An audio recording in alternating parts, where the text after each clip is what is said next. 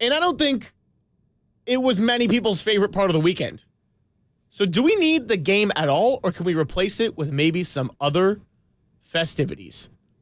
I'm Greg Silver. We're going all the way to 9 o'clock, and we're going to take a short break. You're listening to KNBR 104.5 and 680, the sports leader. Great job, brother.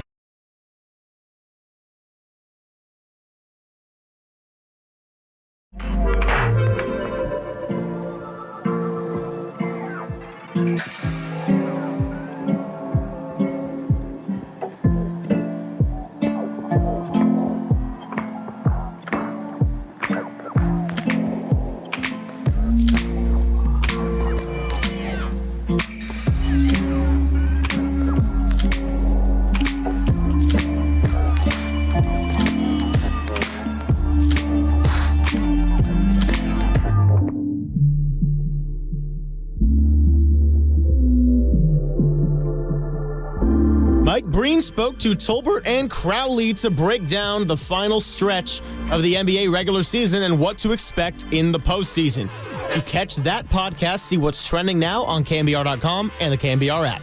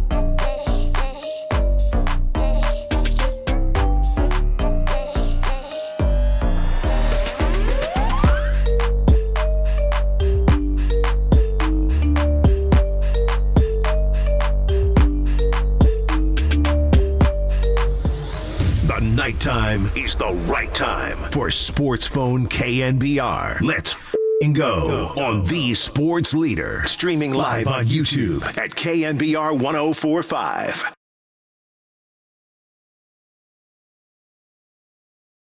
Welcome back. Sports Phone KNBR.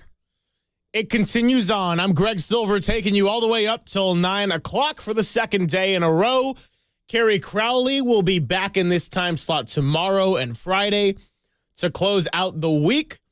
I'm going to be back producing Dubs OT with John Dickinson because the Golden State Warriors will be playing the Los Angeles Lakers in their first game back from the All-Star break. We're going to be talking pretty heavy hoops on this first hour, and I opened it up. Basketball.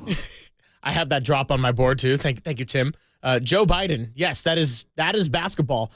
And speaking of basketball, I mentioned it in the opening segment, but if you're just joining us a little bit late, LeBron James out tomorrow against the Warriors.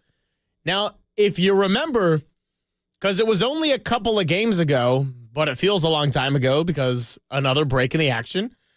Well, Kawhi Leonard was out when the Clippers came to Chase Center, and Ty Lue got ejected in the fourth quarter when the Warriors had a lead, and the Warriors still couldn't close out that game. Oh, and Paul George fouled out, by the way.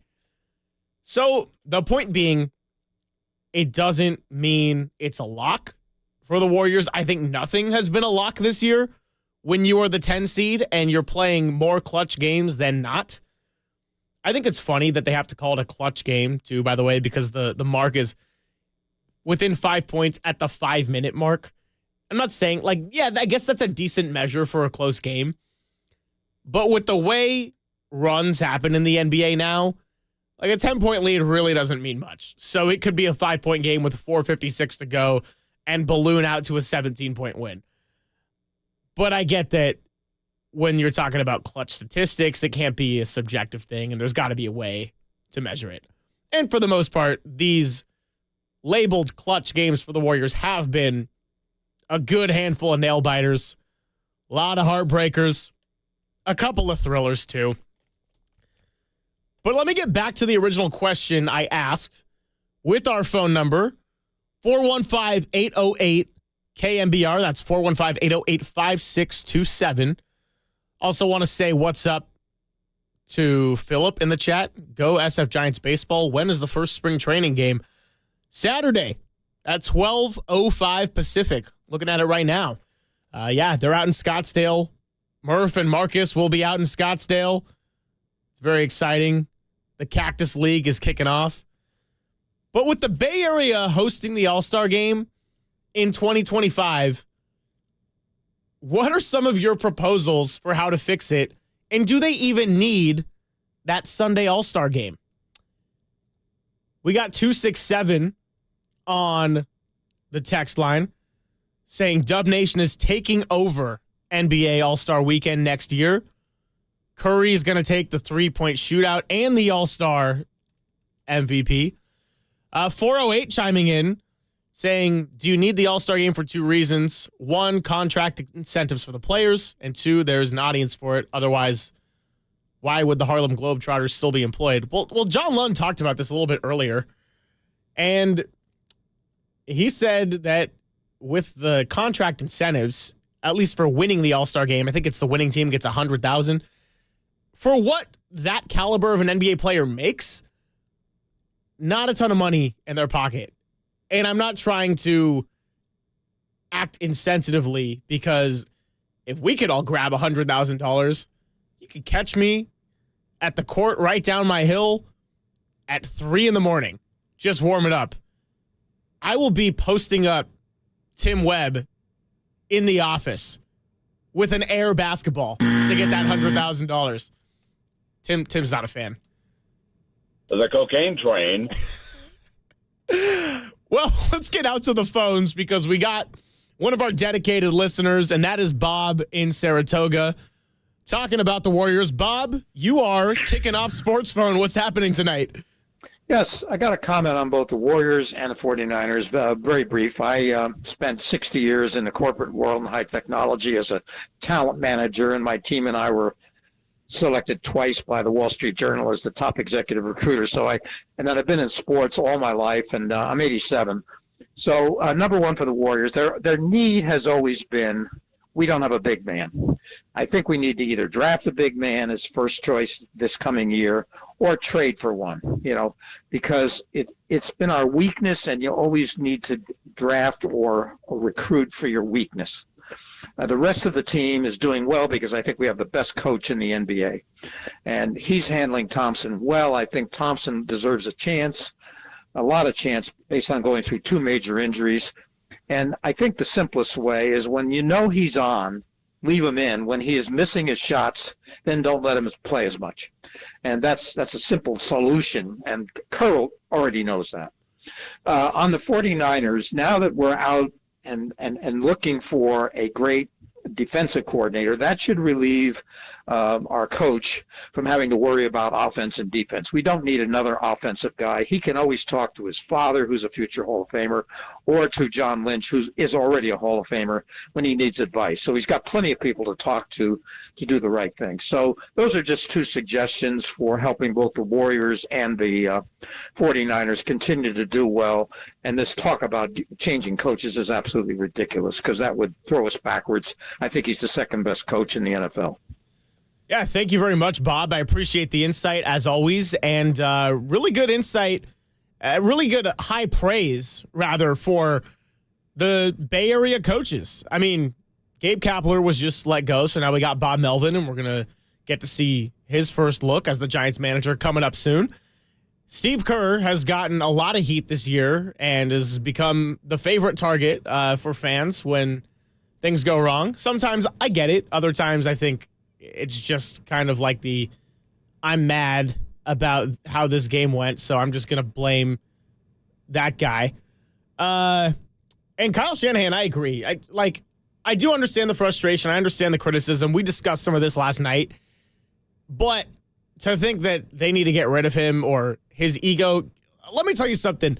Every NFL coach has an ego and is a raging control freak, because you kind of have to be a little bit of both.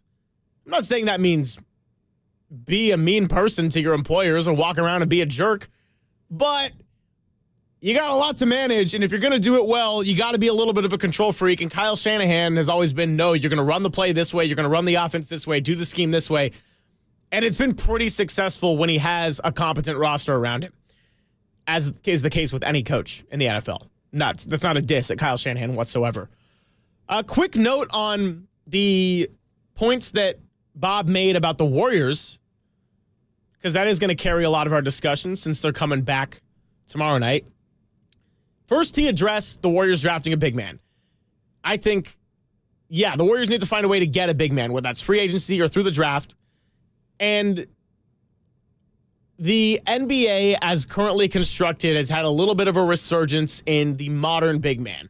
We've had how many consecutive MVPs now? All of them since James Harden have been big men. If you go in Giannis, Jokic, Joel Embiid, I think that's the last 5. And Joel Embiid was possibly on track to win it again had he not gotten injured and re-aggravated it against the Warriors. Now he has to get a surgery and miss extended time. However, the Warriors, as presently constructed, have also played their best basketball with Draymond playing at the 5 and Kuminga playing at the 4. And because Kuminga and Wiggins have been able to coexist together, that's been huge for the lineup. And then you can have a Steph and Clay backcourt, which is not the best defensively if you consider Steph's size and Clay's age and injuries, or Steph and Podziemski, or Steph and Chris Paul, which, again, a little bit undersized. As much as I love Brandon Podziemski and how hard he defends, it's just that if you're that size, you're probably not going to be one of the best in the league as a rookie. But I love Brandon Podziemski, and we're going to talk a lot about the rising rookie sensation throughout the next 2.5 hours. So I think the big man is important to address. I think the Warriors can't survive off of small ball forever. How many more years will Steph Curry be this version of Steph Curry? Is it going to be 3 years? Is it going to be 5? Is he going to be like LeBron James? But eventually, you're going to have to let a guy like a Trace Jackson Davis develop. Draymond Green probably can't give you 4 years, 30 minutes a night at a center, even if he is making $100 million and you got youth like Jonathan Kuminga around him. And then he talks about Klay. And this is where I want to point back to the interview we had last night on Sports Zone with Zena Keita, NBC Sports Bay Area, Warriors pre- and post coverage. Also the host of the Athletic Women's Basketball Show. Really enjoyed connecting with her, and we'll have to get her on again. And I asked her about bench Klay because it's such a small sample size, which is one game, exactly, where he happened to do really, really well and have a season-high 35 points and shoot the ball incredibly efficiently, and he was awesome. So the one thing we discussed, though, and Zena really brought this to everyone's attention, which is how is the bench thing going to be viewed for Klay? Steve Kerr said after that game he would continue to do it for the time being. But if he plays well, is that incentive for him to get back in the starting lineup? Or is that more, you know what, Klay, you're actually fitting really nicely in this role in the latter stages of your career. And we think you could be more sustainable not doing that and not getting out there and starting every night. And maybe sometimes for Klay Thompson, he is going to play 14 minutes because he's not going to be shooting the ball well, and he might be a liability on defense against a younger, more athletic team like an Oklahoma City or a Minnesota Timberwolves. But then there might be nights where it's, hey, Klay, you're shooting the ball great. This is a good matchup defensively, like a Lauri Markkanen, who you've done well against. And we can play you 30 minutes even though you came off the bench.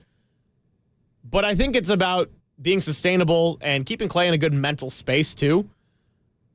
And we got a lot to talk about for the rest of the show, but also bench Klay is going to be one of the primary focuses for the Dubs as they go down the stretch here in these final 29 games. Because there's really only been one game, one successful game, albeit, to show for, but that's not enough to make a definitive opinion on Klay Thompson coming off the bench and whether that's more of a punishment or a reconfiguration and a newfound spark for the Warriors Hall of Famer.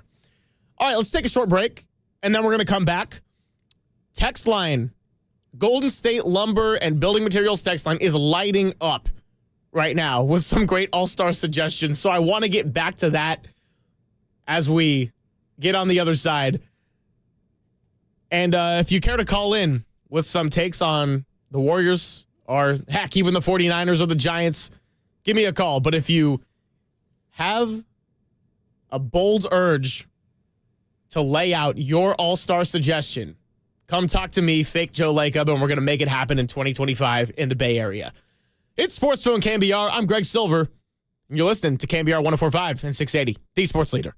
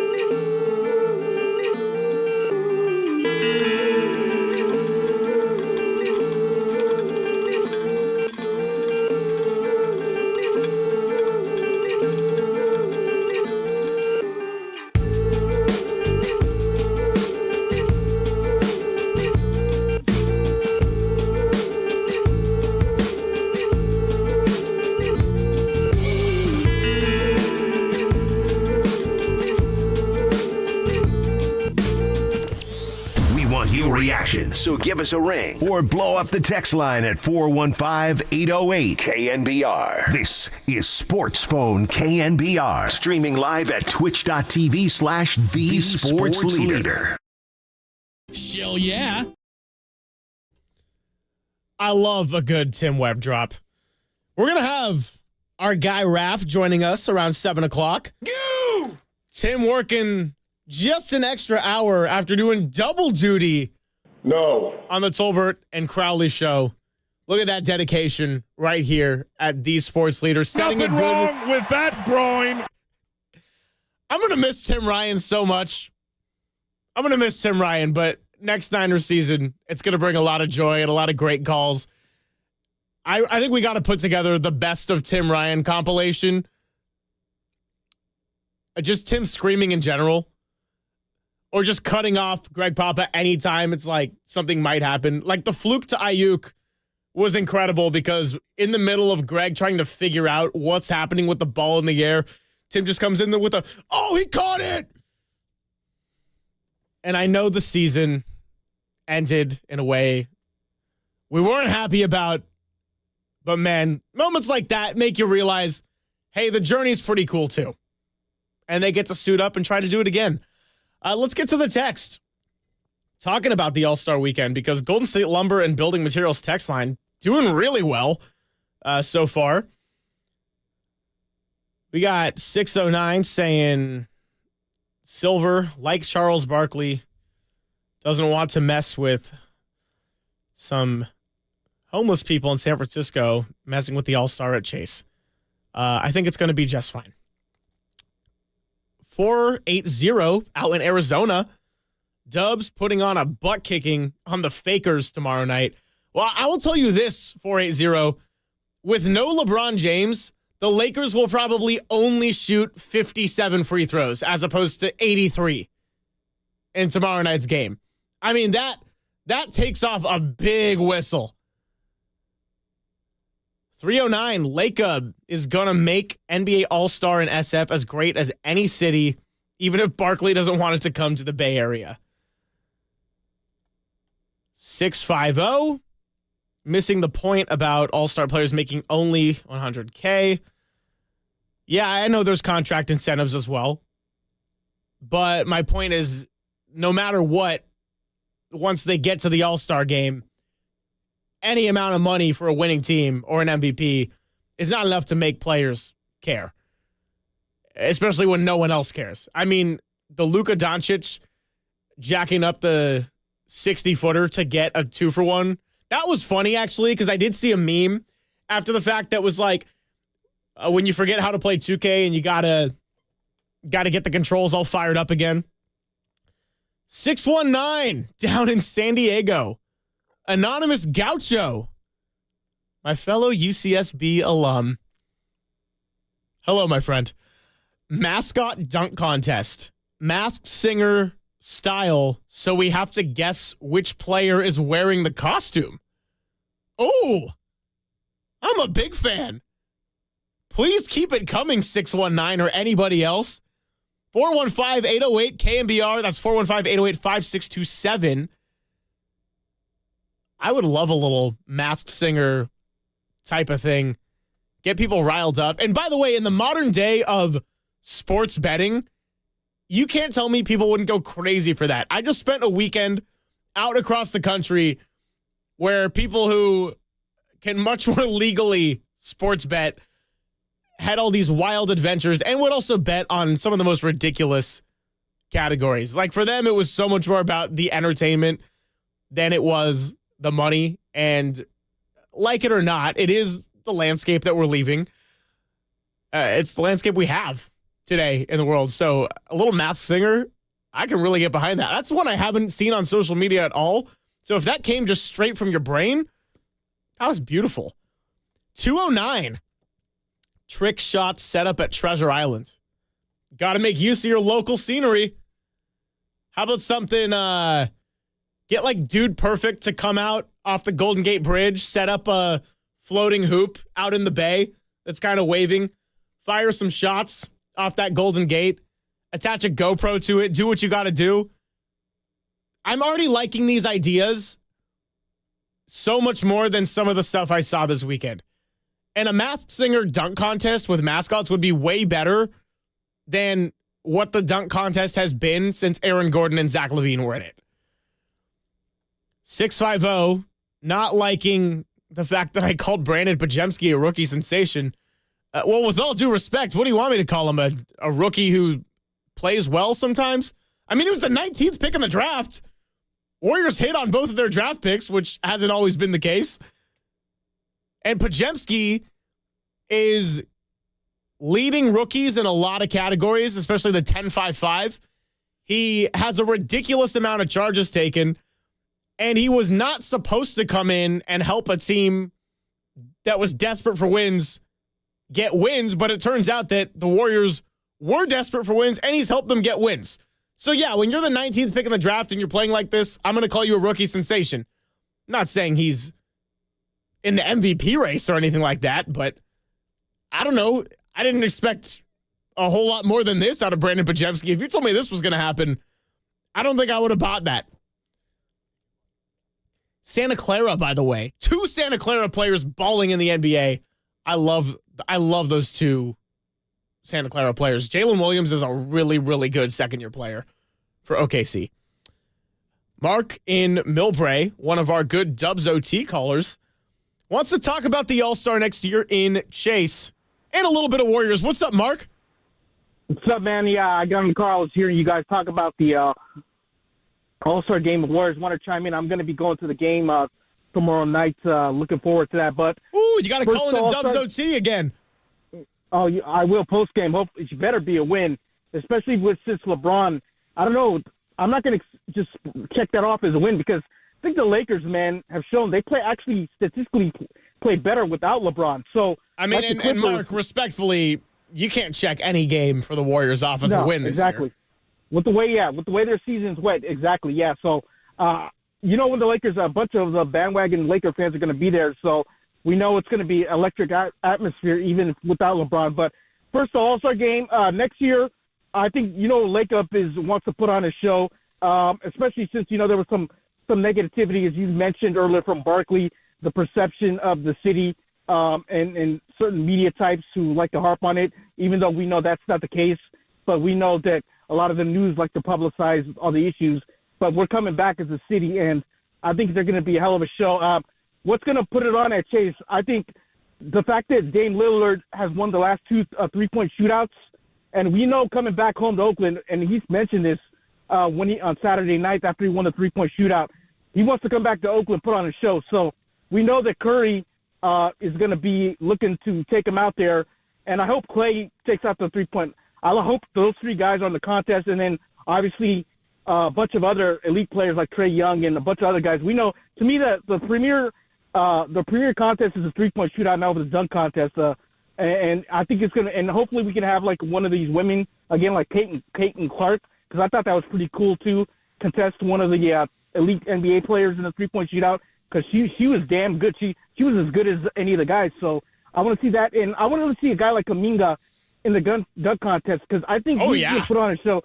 Mac McClung, I know he doesn't get the respect he deserves because he's not technically a G League player, but the kid's a hell of a show, but a lot of the stars don't want to do it. So I think Kuminga, if he would put on a show, I hope he partakes in the dunk contest next year. And I think that would really be electric, especially for a lot of Warrior fans. Yeah, well, Mark, let me cut in for a second, but I'm going to keep you on the line because I'm loving your calls, as always. So, I mean, yes, Caitlin Clark is such an electric athlete that if she partakes in the All-Star weekend in any way, I think that's a pretty good play. You can absolutely bet there will be more NBA versus WNBA or men's versus women's basketball competitions when there's 3 months away from the debut of a new WNBA team in Golden State. I think that was a great, successful contest between Steph and Sabrina. I think they're going to do more things like it next year. I can't wait for that.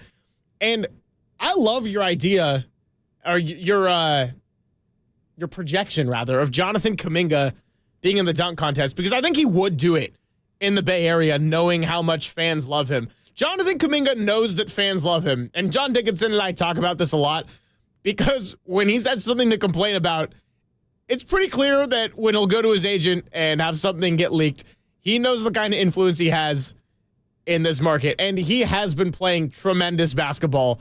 Really fun to see him rise. I would love to see him put on a show in front of his home crowd. If you got the older guy like Steph Curry doing it in one sense, and then the new rising star, Jonathan Kuminga, in the other, that would be tremendous. Mark, before we talk Warriors in particular, do you have any particular suggestion for an all-star type of contest?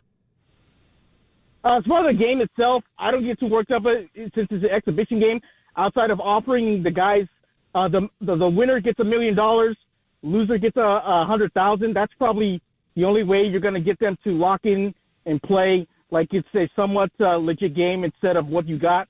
But to me, the game is really an afterthought. I don't really get too worked about a meaningless exhibition game. But if the sponsors want to kick down winner, the 12 guys that win, you get $1 million, loser gets 100. That's probably the only way you're going to do that. Other than that, I don't think so. But as far as the Warriors go, to me, I'm looking at these final 29 games. I think 19 is 10 is probably going to do it. I want to see him overtake Dallas because I think the final three spots are going to come down to the Warriors, Dallas, and the Lakers. So if you're the Dubs, you want to take that 7th seed. And so if you can match up with Minnesota or Oklahoma City, I'm not scared of either of those teams.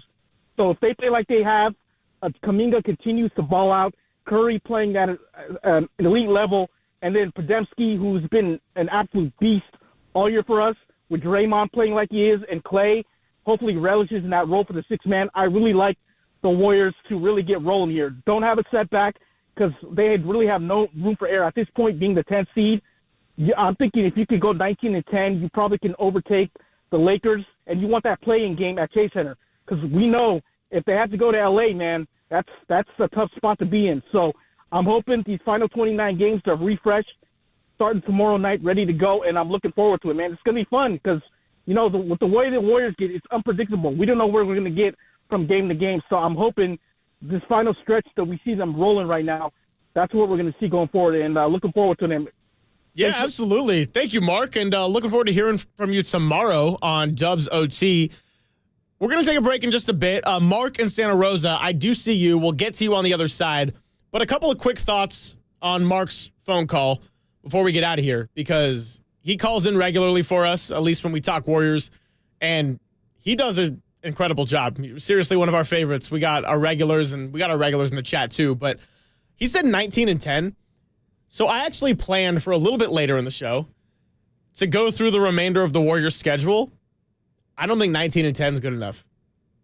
I'm saying 22-7. That's not my projection of what they will be. I'm not saying that will get them into the top 6. I'm not saying it's some kind of magic number. But 22-7 with the strength of schedule they have, that's the target. That's what I'm looking at. And we're going to go through the schedule a little bit later. I feel like he had one other thing I want to talk about. Yeah, he mentioned going to the Lakers game tomorrow. That'll be a fun atmosphere. I think this is what I'll say about Chase Center. Chase Center can get very loud, but sometimes they need a little bit of a reason to get incredibly fired up about the game. So when I covered the Warriors versus Suns game, it was a good atmosphere in the first half. It turned into a playoff-like atmosphere in that early third quarter when Draymond Green got fired up and got a technical foul. And then it was just fiery up until the final buzzer. And when Steph hit that dagger with 0.7 seconds left, I don't even want to call it a dagger. They called a foul on Andrew Wiggins, and then the Warriors had to endure 2 inbounds. But all in all, playoff-like atmosphere.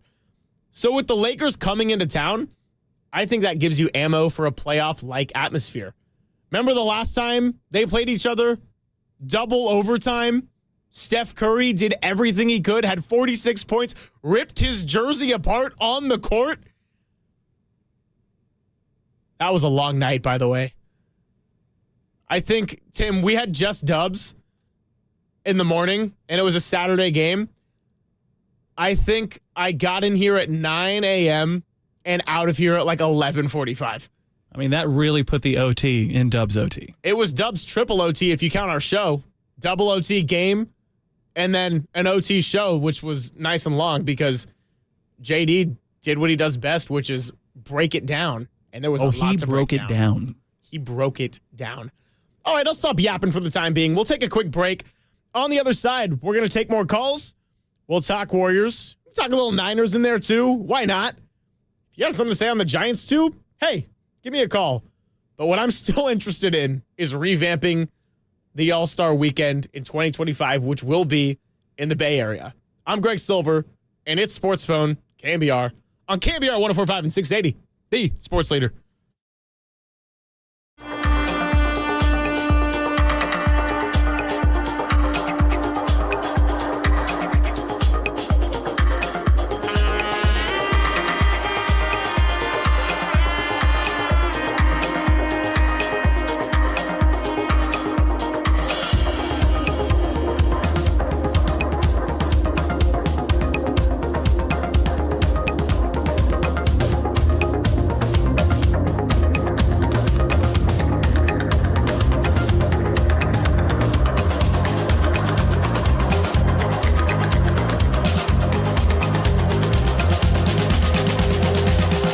The Athletics' Zach Harper joined John Lund earlier and told him that Klay Thompson will be playing for his Warriors' life in the final stretch of this regular season and potential postseason. To hear that interview, see what's trending now on KNBR.com and the KNBR app.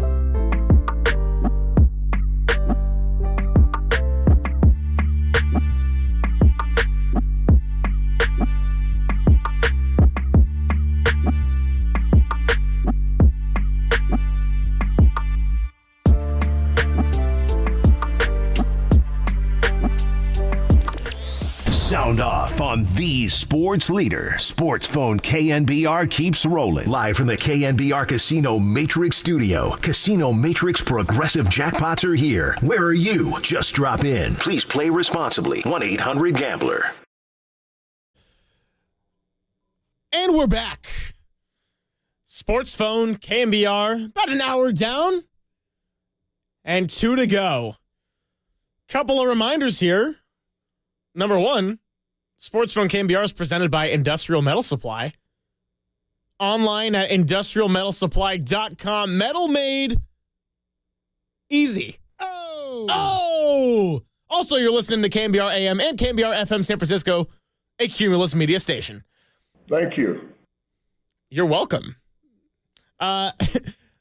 So we're rolling on here talking about the Bay Area All-Star Game. Phone lines are lighting up, and that's what I like to see. I'm going to get to Renee and Lewis in just a bit.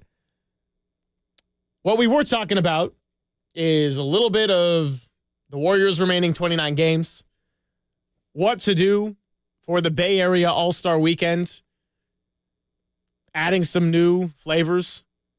So far, Masked Singer type of dunk contest through mascots has to be my favorite one of the night.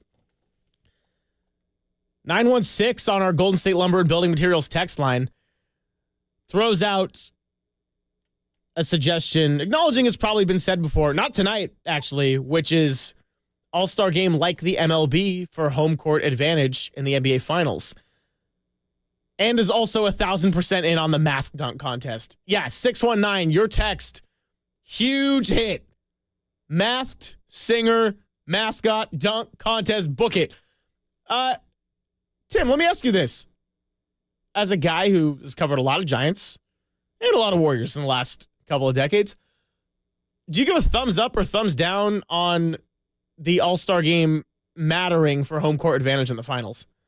I mean, I don't want the All-Star Game to decide anything, especially if the players don't care. Now, the whole emphasis this year was that there were longtime Hall of Fame guys going into the locker rooms, essentially pleading with the players to say, you need to try. You need to make this because this is bigger than you. And you saw what happened. What, 211 to 186 or whatever it was? Yeah. Are you kidding? And as a fan, I actually was at a bar with a friend drinking beers, and I was bored. The worst thing you can be is boring, and it was boring. When I first checked the score on my phone, I just thought it was like a Hawks-Spurs game or something in the second quarter. I know, I'm so funny. No, you're right, though. It's like, it's got to be spicier because this is what the in-season tournament taught us. Everyone was really skeptical about the in-season tournament, remember? And it ended up being a huge hit and great TV. Why? Because they cared.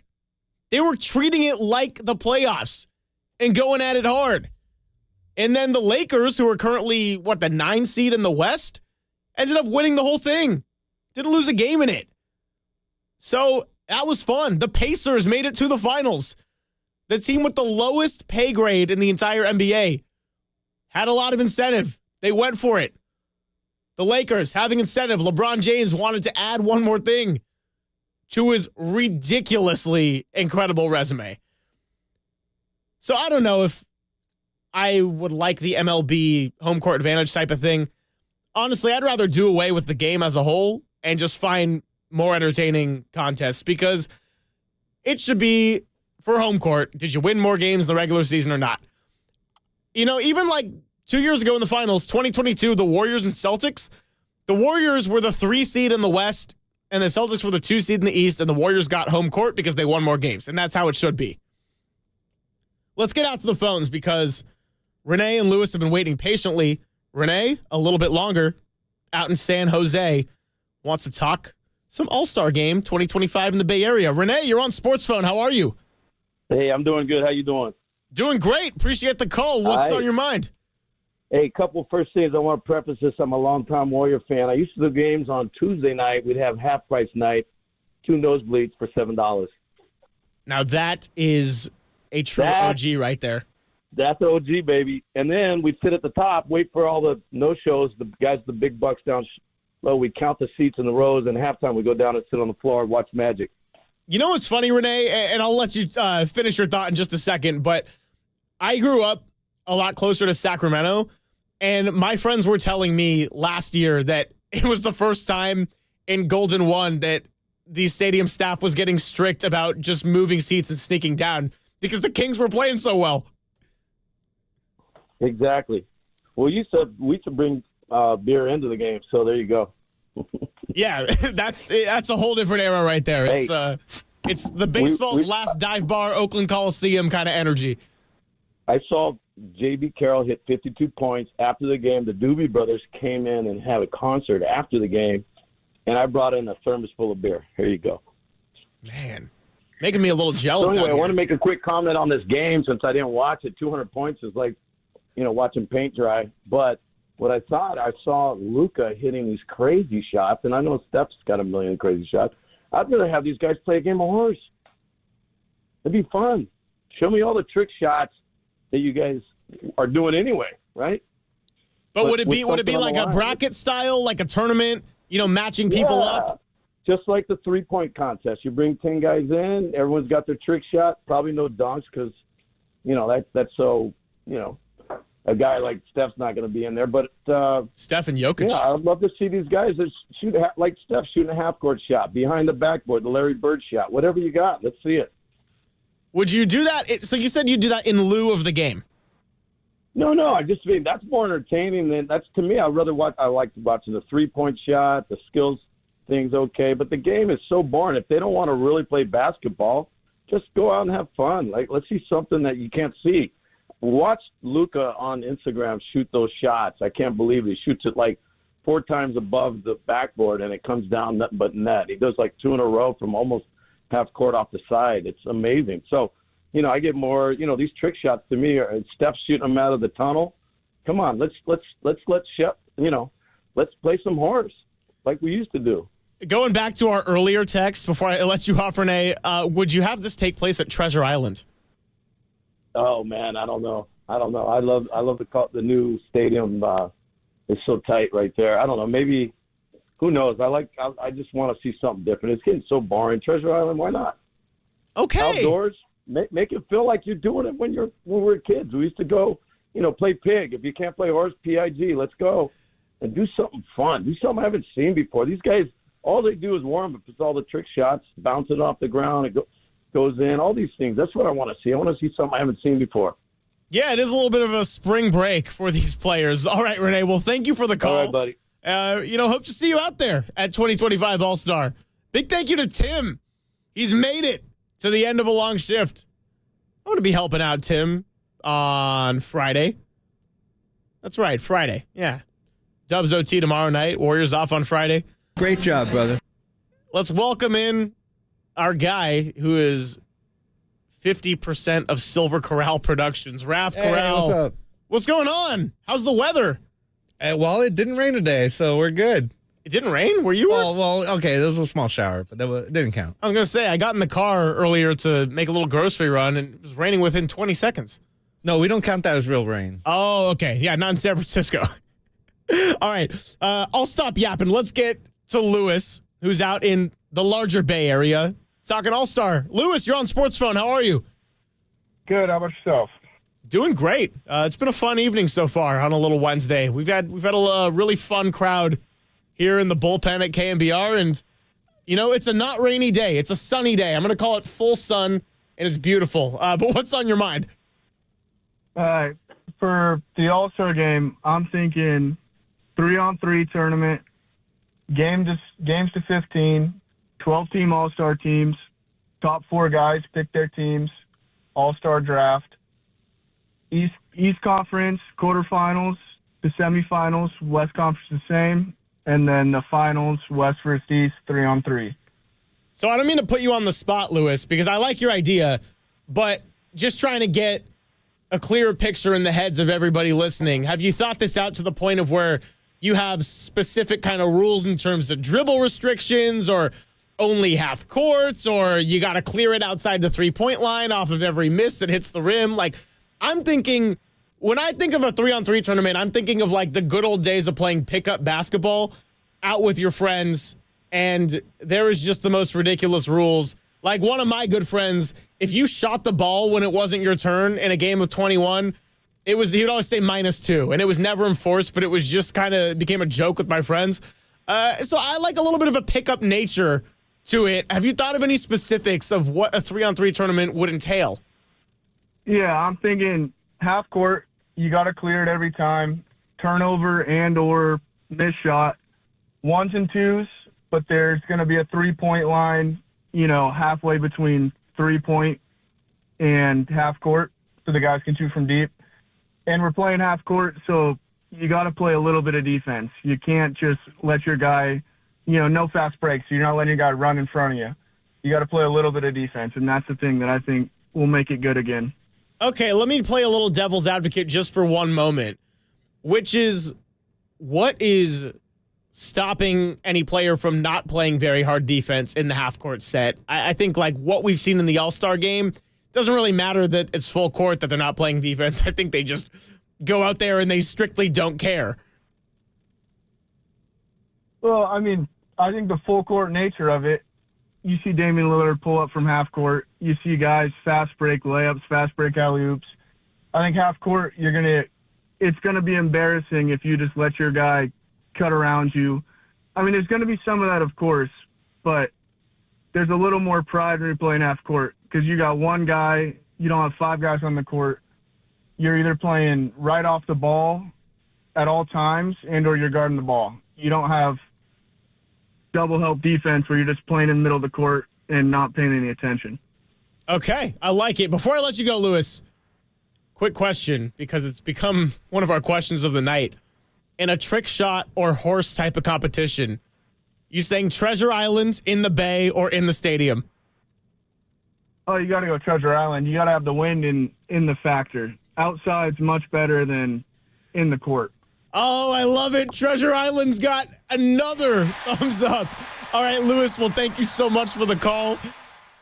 Always loving this good input. And look, Raph, I told everyone in the break a couple of, I don't know, whatever, like half hour ago, whatever time is when you're out here rambling on the radio, I said I wouldn't spend an hour of a show in the middle of a week without any sports talking just about the All-Star break and revamping it. If it wasn't coming to the Bay Area, if this is in Utah next year, I'd be like, okay, whatever. But it's actually going to matter in our backyard, and I think there were elements that people should be excited to go and check out in person as a spectacle. Gregory, it's up to you to fix it, okay? If we don't have it fixed here, then I'm never watching basketball again. Why do you think I'm talking to our listeners about it? You think I'm going to fix it on my own? No, I got to hear from people that are smarter than me. There we go. One great thing about Raph coming back is I will get a lot of round of applause effects just for like answering a question, saying yes, legally identifying our station. All right. It is about 7:10, which means it is almost break time. I see Stroke Oakland on the line. Want to talk about Dame Time, Oakland's very own. And it looks like the phone lines are lighting up a little bit. So we'll get to you on the other side. Reminder, 415-808-KNBR. That's 415-808-5627. You can call that number. Oh, you are correct. You are correct. You know what? Let's take these calls quickly now. Stroke Oakland, you are on Sports Phone. What's up? Hey, how you doing? I'm doing great. What's on your mind? I just thought it was funny how they're saying, well, these guys got to play a little defense. And, I mean, Damian Lillard doesn't play defense when he wears a Bucks uniform. Neither does James Harden. So I don't see how you fix this. Probably the worst All-Star game I've ever seen, all sports. It was such a joke. We were joking around saying, why don't they have like an old-timers worst defensive players ever, try to score 300 points. I wish they'd get rid of it. Keep even the dunk contest, keep a few of the things, but it just kind of seems like a waste of time. I was so bored, Yeah, no, I hear you. I mean, it was not a very entertaining All-Star game. I think what's been more entertaining is just talking about it. And thank you for the call, Stroke Oakland. Yeah, Damian Lillard, who took a lot of pride in being a great defensive guard his early years in Portland, is Not really played a whole lot of it in Milwaukee this year. And at some point, defense is pride. Draymond Green talked about that when he came back from suspension, which, yeah, the timing was a little interesting. But until you take pride in stopping the guy in front of you, that will define how far your defense goes. Okay, so here's the deal. We do have Jamie Eisenberg coming up. Thank you for the reminder, Raf. We were up against the clock. Derek and Rob, I see you on the phone lines. We're going to have a break in calls just for a segment. You can either feel free to call back or you can hang out on the line, and we're going to get back to calls around 7:30, 7:33, somewhere around there. But we got Jamie Eisenberg, NFL analyst for CBS and fantasy football, up next. It's Sports Phone. You're listening to KNBR 104.5 and 680, the sports leader.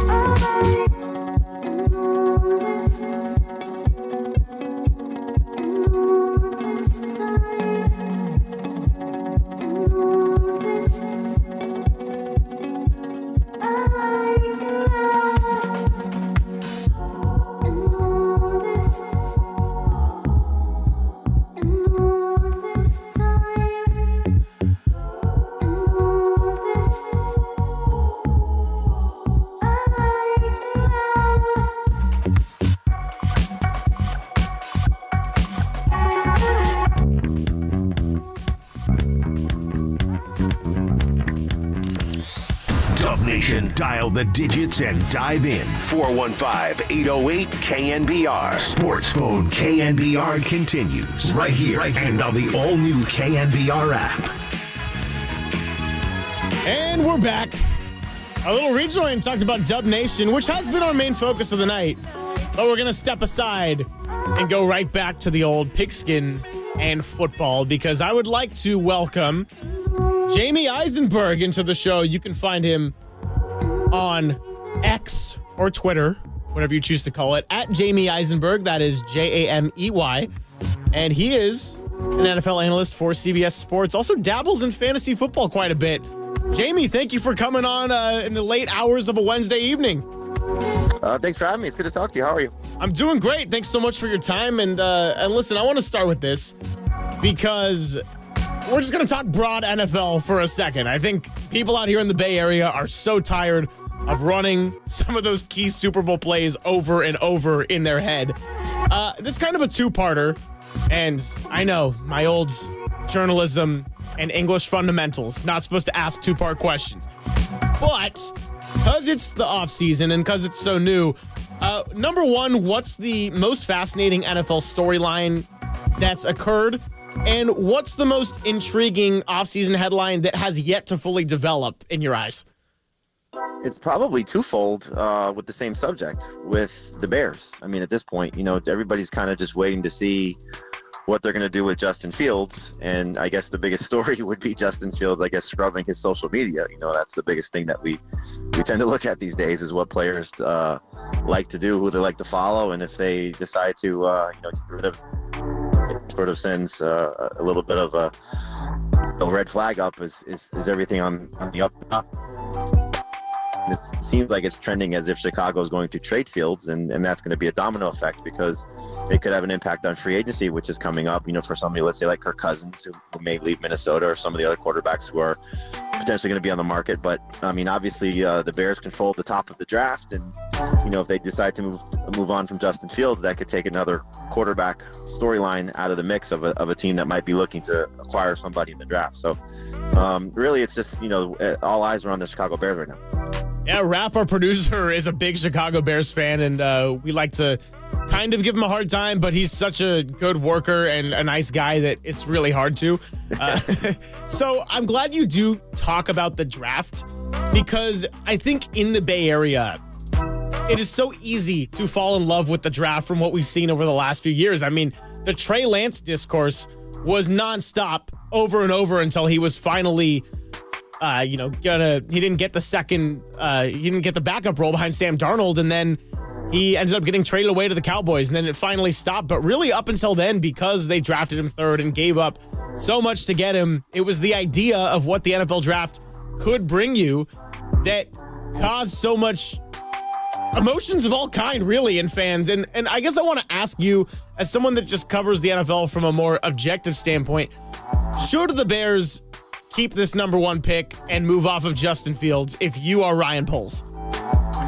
I would, just because of the financial ramifications. You get the quarterback on the rookie deal. That's a much more promising situation if you aren't sold on your guy. And clearly, I don't think the Bears are sold on Justin Fields, and it makes sense. He's had some injuries. He had some inconsistent play. Is his style going to be the type of style that can lead to a Super Bowl championship? Because clearly that's what the goal is.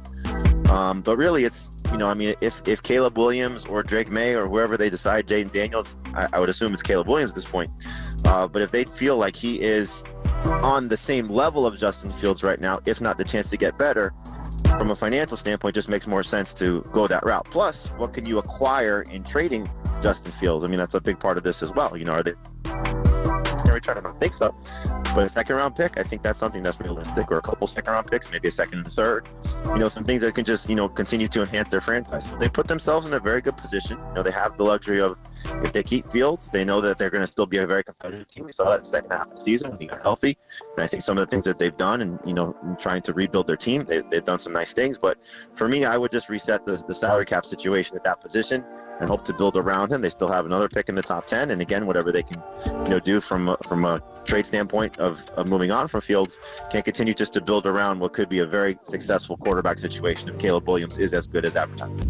We're talking to Jamie Eisenberg on the UMA guest line. Staying on the subject of the Chicago Bears and their number one pick for just a little bit longer, what do you make of sticking a rookie quarterback, whether that be Caleb Williams or somebody else, in a situation like the NFC North in their first year? Because I think that the NFC North was not thought of as all that impressive of a division maybe 11 to 12 months ago, but now you look at the Detroit Lions, prove they're very much for real.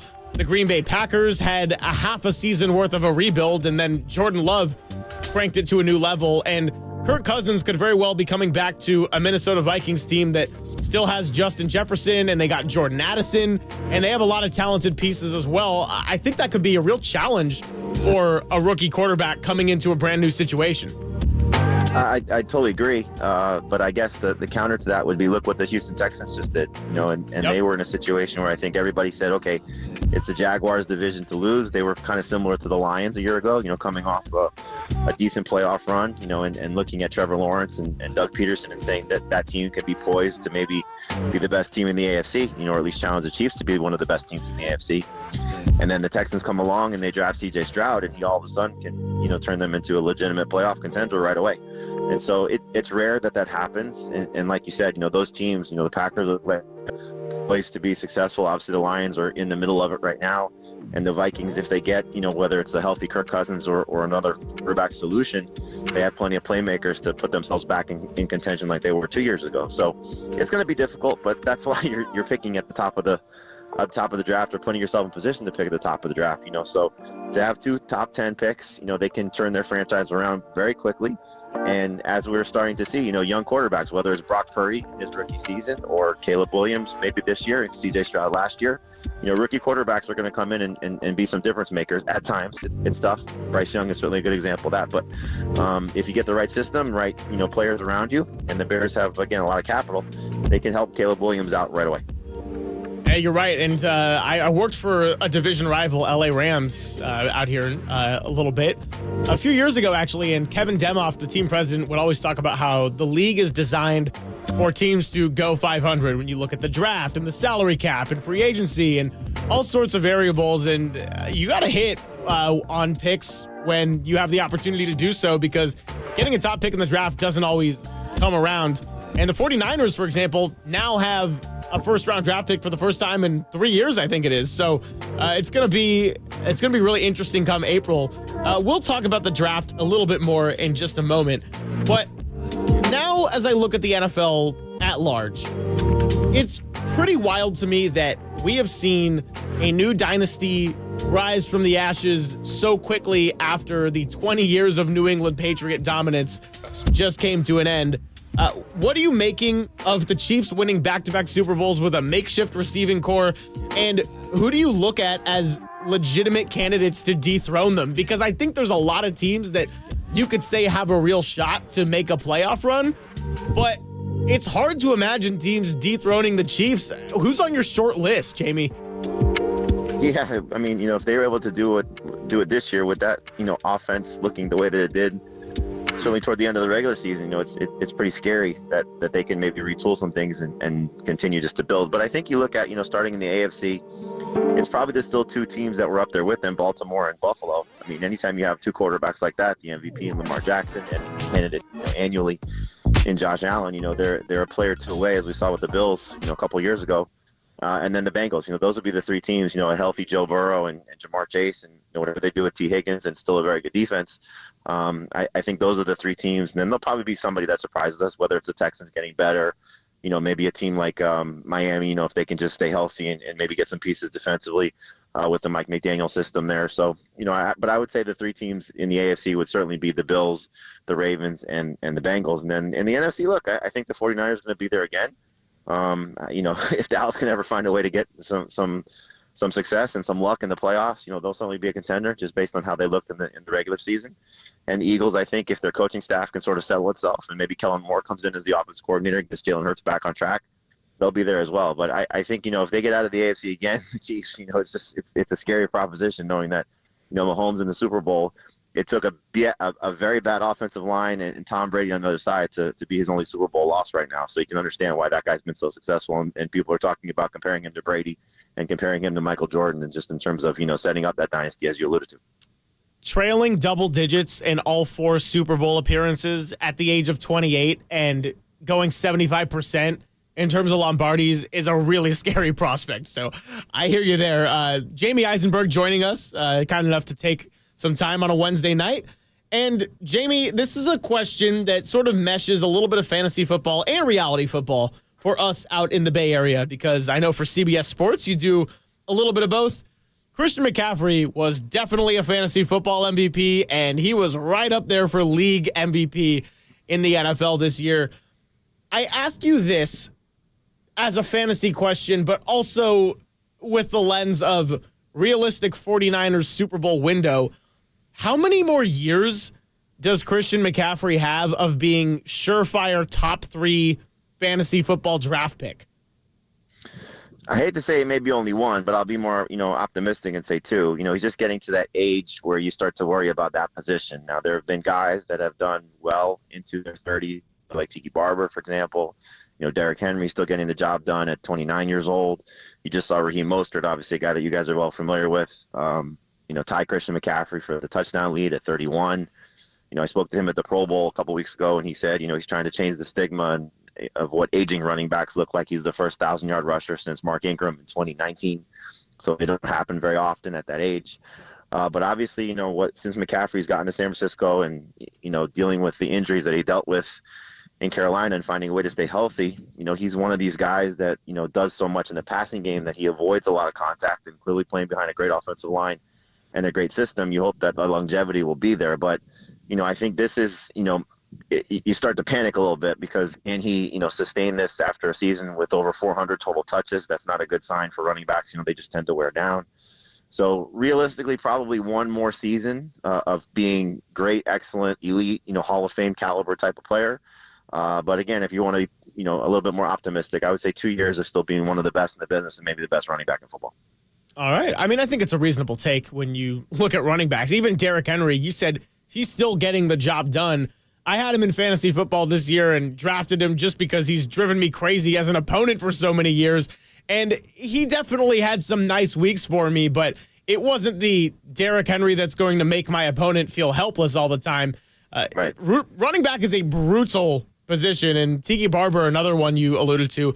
When I was really young and starting to watch football, I remember thinking, why is he retiring so young? And my dad telling me, running back in the NFL will take it out of you quickly. Final couple of moments here with Jamie Eisenberg, and I just want to get your take on early NFL combine and draft thoughts as we sort of turn the page over toward April. Do you expect a lot of teams to be rather aggressive in the first round? Do you think we're going to see a lot of big swings taken at the quarterback position? I mean, could all 3 of the top picks end up being quarterbacks? Like, what are some of your early draft takes with the way things currently stand? Yeah, I mean, I'll go back to the first answer with, Caleb Williams and Justin Fields. I think if, the Bears do settle on Caleb Williams and we find out that they're going to move on from Fields, and let's say it's an Atlanta who's got a top 10 pick, or Pittsburgh, as we know, that they're looking to upgrade as they feel like their playoff window is maybe open with the defense that they have, or the Raiders, a team that's going to be in the quarterback mix as well, the Broncos, any of these teams that are going to be in on Justin Fields, out of the potential first round of drafting a quarter. But I think that's the position that's going to set the parameters of what the draft pick trades will be, draft night trades will be. I wouldn't be surprised if we do see somebody move up, let's say past Arizona into 4, and that could be the first spot that we see, maybe a non-quarterback go if the Cardinals stay there, because Marvin Harrison Jr. makes a lot of sense to the Cardinals at this point, knowing what their receiving core looks like. So it's not the sexiest draft aside from the quarterbacks and the receivers in terms of offensive skill players, because it's not like a running back like a Bijan Robinson like we saw last year. And there's not a lot of like stud defensive guys as we saw last year as well. There'll clearly be guys that emerge, but I think the quarterbacks, the wide receivers, those are going to be a lot of big players in the first round. And again, those quarterbacks, those first 3 guys for sure. Michael Penix, we'll see what happens with him. Bo Nix, obviously McCarthy as well. We could see 6 quarterbacks go in the first round, and I think it's going to be fun. Yeah, we absolutely could see 6 go in the first round, which would be quite a lot of fun and create a lot of drama, not just in the offseason, but really the first couple of months of the season when it rolls around. So Jamie Eisenberg, everybody, for CBS. You can go check him out on X or Twitter at Jamie Eisenberg. That's Jamey. Thank you so much for your time, and we will certainly have to reconnect soon down the line. I appreciate it, and pretty soon Raph could be he could be in a really good. Yeah, we lost you just for a little bit there, but I think I got the gist of Raph could be in much better spirits come the draft. All right, well, thank you so much to Jamie Eisenberg. That was a great, fantastic segment. Here's the deal. I'm going to lay out roughly the rest of the show before I get off track yet again. We're going to continue taking calls about the All-Star game, about the Warriors' second half of the season. You want to call in and talk about the 49ers? I welcome it. You want to talk about the San Francisco Giants and spring training? I welcome it. It's kind of a little bit of a grab bag type of fashion here in the next hour. Around 8:30, we will catch up to Brandi Chastain, the U.S. Women's National Soccer Team legend. And actually right before that, around 8:10 or so, we're going to bring you a little 5-to-1 drama edition. So 808-5627, 808 KNBR. This is the time to get in your calls while you got them. Let's talk about Steph, Clay, and Dre. Could they all retire as Golden State Warriors? Let's talk about the possibility of Nick Sorensen as defensive coordinator. Does an in-house hire keep the building in sync and therefore a positive, or does Kyle Shanahan need to be pushed out of his comfort zone a little more? Share your thoughts with me.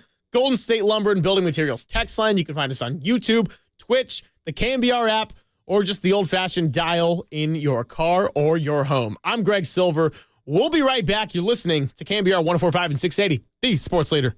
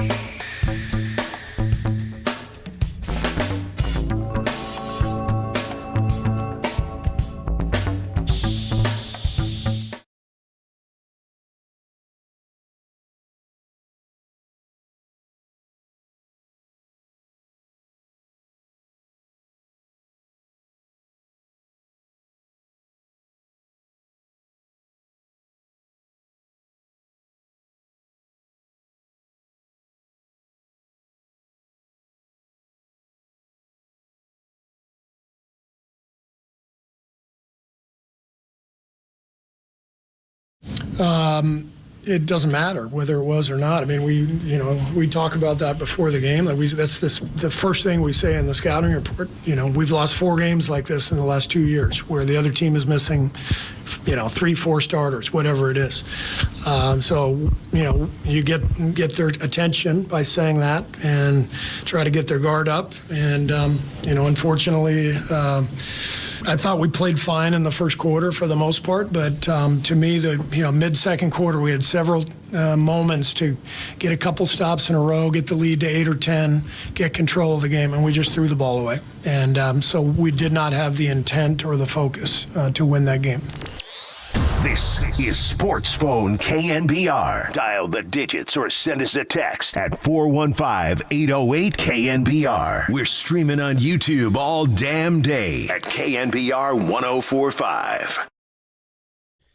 That was Steve Kerr back on January 15th after a pretty brutal loss to a Memphis Grizzlies team that was missing almost all of their star players minus Jaren Jackson Jr., who shot 4 for 20 that game, by the way.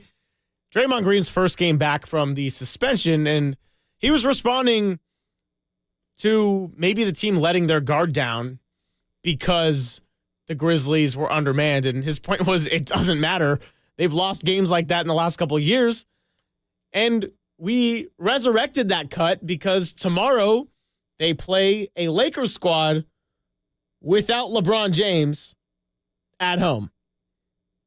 And that is pretty significant that it's a game you got to go and grab when you're the 10th seed. And the Lakers are the team right in front of you, by the way.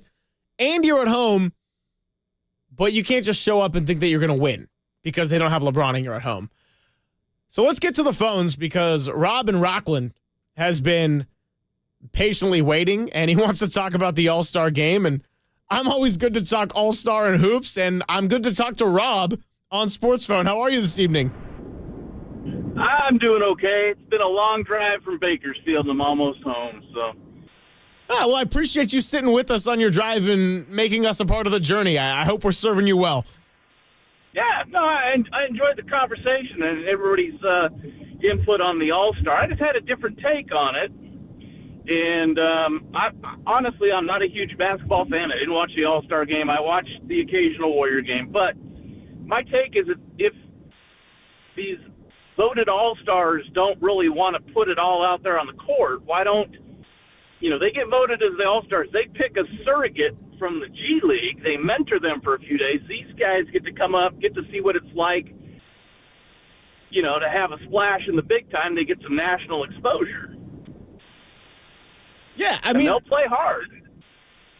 Yeah, and I don't hate that at all, Rob. I think that it goes back to what I brought up earlier in the show, which is when you care, people are going to show up and make it entertaining. Now, I think that the unfortunate reality of the landscape we're living in the NBA All-Star break is people want to see a LeBron James, Kevin Durant, Steph Curry, Giannis Antetokounmpo, Joel Embiid put on one crazy show.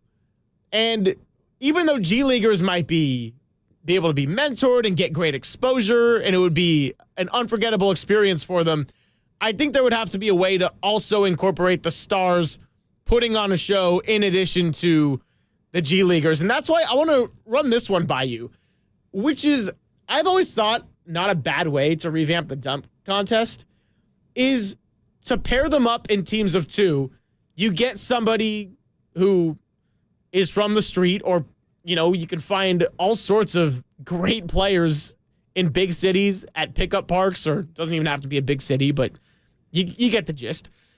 And you could pair them with a star player in the NBA, and they could do tandem type of dunks as a group. So if you get Zion Williamson plus guy from Brooklyn, or, John Morant plus local San Francisco athlete who can just put on one crazy show, that way you get somebody some exposure, possible monetary incentive, but also there's the name recognition factor.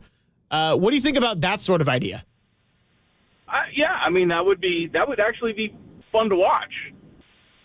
Okay, yeah, a little approval. Last question for you, Rob. If they do trick shots or horse? Are we talking the Bay? Are we talking Chase Center? Or are we talking Treasure Island? Well, to be honest, I've never been to Chase Center, so let's start at the Treasure Island. Why not? Treasure Island keeps rolling on. Awesome. Well, Rob, thank you for your patience. Thank you for the call. I hope you continue to tune into Sports Phone and give us calls, and have a safe rest of your drive. It's been great. All right, thanks. Have a good night. You too. All right, so Rob, with a little bit of some good all-star banter. By the way, that was just good energy. Like, I just like good energy for being, what are we, 70% into the show at this point? That was awesome. Not only that, you're driving from Bakersfield right now. It's not easy to really, have that energy. Well, look, we've both spent a lot of time in Santa Barbara. Oh, yeah. Driving up here, I wouldn't call that a nice walk in the park. It's a pretty drive, but you're sitting there for a while. Yeah, that drive on 5, I mean, you're just going straight, and there's really nothing to look at. Raph, one more question for you. Did you kind of point me in the direction of Jamie Eisenberg earlier today because you just want a little Bears talk on Sports Phone? Of course. I can't get enough. I mean, I'm a suffering Bears fan, so I don't get as good as you Niners fans, so have some sympathy for me. I did see you on, if not every Sunday of this NFL season, probably, including playoffs, probably 22 to 23 of them. Or however many, that's about how many there are. I probably saw you for minimum 19 NFL Sundays this year, and you were always a really good sport about the Bears. And, I mean, you'd be like, they may never lose again. I had the mindset of just entertain me. Just keep it close for at least 3 quarters. Don't have it a 40-0 blowout like how usually it is. Kind of like the All-Star game. Oh! All right, let's get back to the phones. Spiky J in Visalia, all the way out there, wants to talk about our Niners. What's up, Spiky J? Yeah, man. First of all, thanks for having me. Yeah, thank you so much for calling in. This is the show of the people. Hey, man. I've been a Niner fan since 1989, and I've been a long fan for so long, and I'm waiting for a championship. And what really gets me kind of upset is like the Niners. They could have beat the Chiefs. Maybe they could have won this game. But what happened was, like, a lot of people are blaming Kyle Shanahan, and it's not really Kyle Shanahan's fault, because and this is the reason why. Kyle Shanahan, he took that team, and they got to field goal range. They kicked that field goal. The defense has to win championships. And so what happened was Steve Wilkes was calling bad plays to the point Kyle Shanahan had to call timeout, because it was a bad call on the defense. And so, I mean, he had a bad play call on defense, and to the point, that cost us the game. And not only that, I mean, Steve Wilkes, I mean, if you look at his resume, he never had a winning season. And I understand because he was like the only one available, at that time. But, I mean, you got that solid defense, and the Niners defense carry Steve Wilkes than better than, coaching that defense. If we would have had a different defense, a different defensive coordinator, I think it would have been a different outcome. And so hopefully in the offseason, hopefully we can get either Bill Belichick or get Pete Carroll. But, I mean, I don't know what's going to happen in that vacancy. But the Niners, they got to get something done because the windows are closing. And, hopefully something can happen because the Niners are a Super Bowl contender team. All right, well, thank you so much for the call and your patience, Spiky J. Some thoughts on the Niners. And I would disagree with certain aspects of that, but I'm not saying there's no reason in what he said, because it is true Steve Wilkes didn't necessarily have an incredible season. I think everyone was ready to call for his head at halftime of the NFC Championship game against Detroit. But as a coach and a defensive coordinator, I think he's actually been a pretty good football mind. He did a nice job taking over the Panthers as the interim coach. Last year, was it? Or it was in 2022. He was 6-6 for a team that wasn't very good before and certainly was a lot worse after. And I don't think you can put the Super Bowl on Wilkes. I think if you go down and you score 3 points to start overtime, if you're Kyle Shanahan and you're planning for getting the ball third against Patrick Mahomes, then you better score and you better go for 2. Because the Chiefs were going to go for 2. And the defense, that was the only touchdown they allowed in overtime because, yes, they did allow the one-play drive off of the Darrell Luter, Ray McLeod fumbled punt. That was one play, 16 yards. I mean, I think the defense played a pretty tremendous game. I think Steve Wilkes called a pretty tremendous game going against a Patrick Mahomes. I think the Chiefs' defense deserves a whole lot of credit for making life hard on the Niners and a young quarterback in Brock Purdy who played a solid game, but not anything extraordinary. And it's hard to when you have Chris Jones running at you unblocked in some key plays in the moment. But, you know, I think getting rid of Steve Wilkes, yeah, I think he was a bit scapegoated. I think that he was not a reason for the Super Bowl loss. But at the end of the day, if Kyle Shanahan wasn't going to get along with it, he wasn't going to stay long term. Like, this was a decision to get rid of Steve Wilkes. This was probably made before the Super Bowl. And by the way, winning cures a lot. So if you're Kyle Shanahan, I don't think you're too wrapped up in the, oh, well, people are going to say I scapegoated Steve Wilkes. You're trying to go win a Super Bowl with this team. I mean, we just had Jamie Eisenberg say Christian McCaffrey maybe has one more year of this level of play. Brock Purdy, one more year on a rookie deal. George Kittle, Deebo Samuel play really physical ball. What's going to happen with Brandon Ayuk? So, a lot of things to consider, but still, good call from Spikey J. I like a good variety of perspective here. I'm not here to put up fights or anything. I just see it a little bit differently in that regard. And Wilkes, I mean, his defense held KC to 6 points, and there was 6 minutes left in the third quarter. So, I mean, I get it. They weren't getting along. They weren't seeing eye to eye. But, man, what a tough break for them. Yeah, the Packers and the Lions did move pretty comfortably against that Niners defense, too. So. No, that's true. That was a bad first half against the Lions. Yeah, for sure. But, hey, made it there. Let's go out to Brian in Salinas before we take a break here on Sports Phone. What's up, Brian? Turn down that radio if you got it on. Okay, no, it's down. All right, what's up? I just wanted to say how I don't. Oh, hi. No, I wanted to say how I don't think it was on Wilkes. I think I actually took a prop bet before the game that KC wouldn't score a touchdown because I was that confident in the defense. So, I mean, I wouldn't have took the prop bet had I thought the defense was going to play sorry, and I don't think it was on Wilkes. I mean, I know he took the scapegoat, and I heard what you were saying about him, the Niners wanting to win. I'm all for that, and I think maybe they should go back to somebody from the Salah tree or from, or something like that. But I don't think it was on Wilkes, and like I said, I think the defense played great. Outside of the muff punt, they wouldn't have given up a touchdown, I think, throughout the game. And, I mean, if you think about it, outside of that touchdown, it was 19-12. Outside of the muff, the one KC got off the muff punt, and that's basically my whole point. I don't think it was on Wilkes. I understand the reason for the scapegoat. I completely do, but the defense played more than well enough to win the game. Yeah, I hear you, Brian, and that sounds a little bit more in line with kind of where Raph and I were breaking it down a little bit. Brian, before I let you go, do you think that? Well, I'm trying to think how I would frame it. Did you want Steve Wilkes gone, even if you don't think the Super Bowl was on him? Are you happy with the decision? I think the Niners' weakness on defense is the secondary. From my humble opinion, is that the secondary needs work. And he was a DB guy, so I think he was the right man for the job. It's just that I honestly felt like maybe he called like a little too many blitzes, but that's, because the Niners don't need a blitz. Their front four is enough to get pressure on most teams.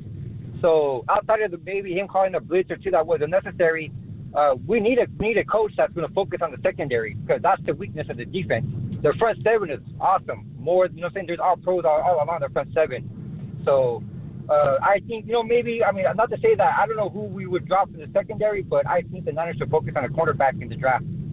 So, hopefully. We'll see. And I honestly think they should be the favorites for next year's Super Bowl. Like, I have no doubt. So does Vegas. Yeah. Awesome. Well, thank you for the call, Brian. Appreciate you being a part of Sports Phone here tonight. If I'm not mistaken, Steve Wilkes actually had a pretty low blitz rate compared to a lot of DCs. I know Brian Flores for the Vikings was just dialing it up every play, which was pretty funny. But But Steve Wilks, I mean, the Niners' run defense and that front four that they invested a lot in did struggle for the better part of the season. And but I hear what Brian's saying in terms of addressing it through the draft. Like, you're not going to go draft a defensive line replacement. And maybe you will. I don't know. I'm not John Lynch, but I think when you look at needs, you're looking at offensive line, another corner, possibly another receiver if you don't know how this Debo Ayuk thing's going to shake. So you just get O-line in the first round, second round, third round, all the rounds. Just get O-line. That's what I would do. I want John Feliciano and Spencer Burford to just square off at training camp all the time. Just get some fights going. Oh, in the third round, get Frank Gore Jr. That'd be great. Yeah, bring it back. Frank Gore 1 was not enough. All right, let's take a short break. We're going to come back, and if you got calls, All-Star game, 49ers, Giants, Warriors final 29 games, hit me. 415-808-KNBR. That's 415-808-5627. I'm Greg Silver, and you're listening to KNBR 104.5 and 680, the sports leader.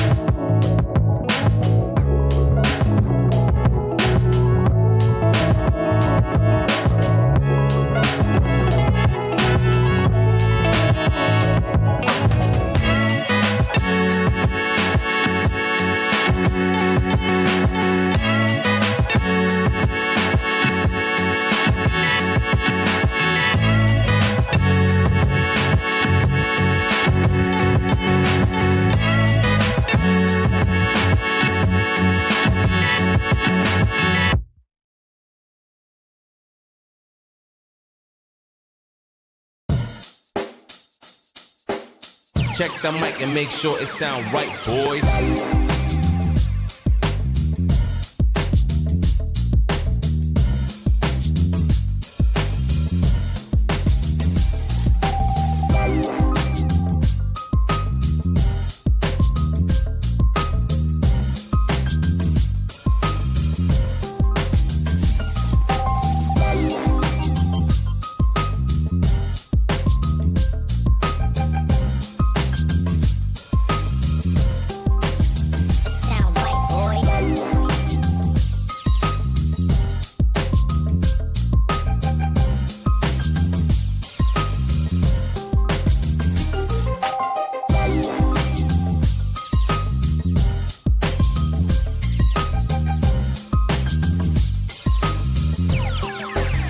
Sound right, boys.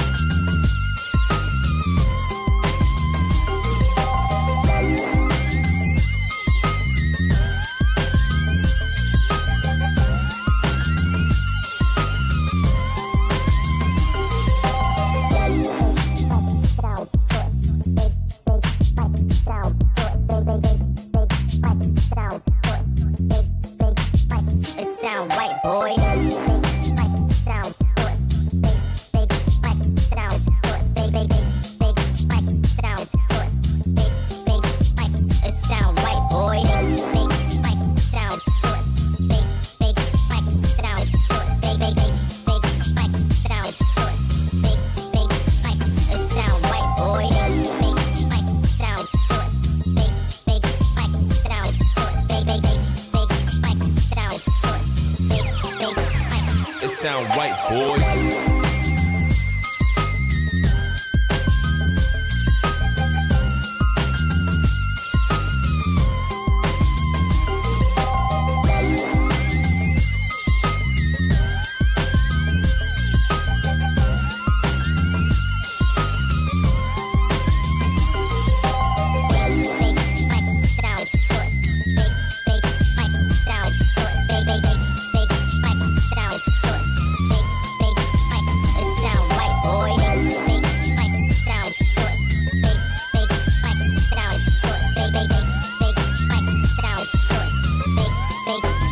It sound right, boy.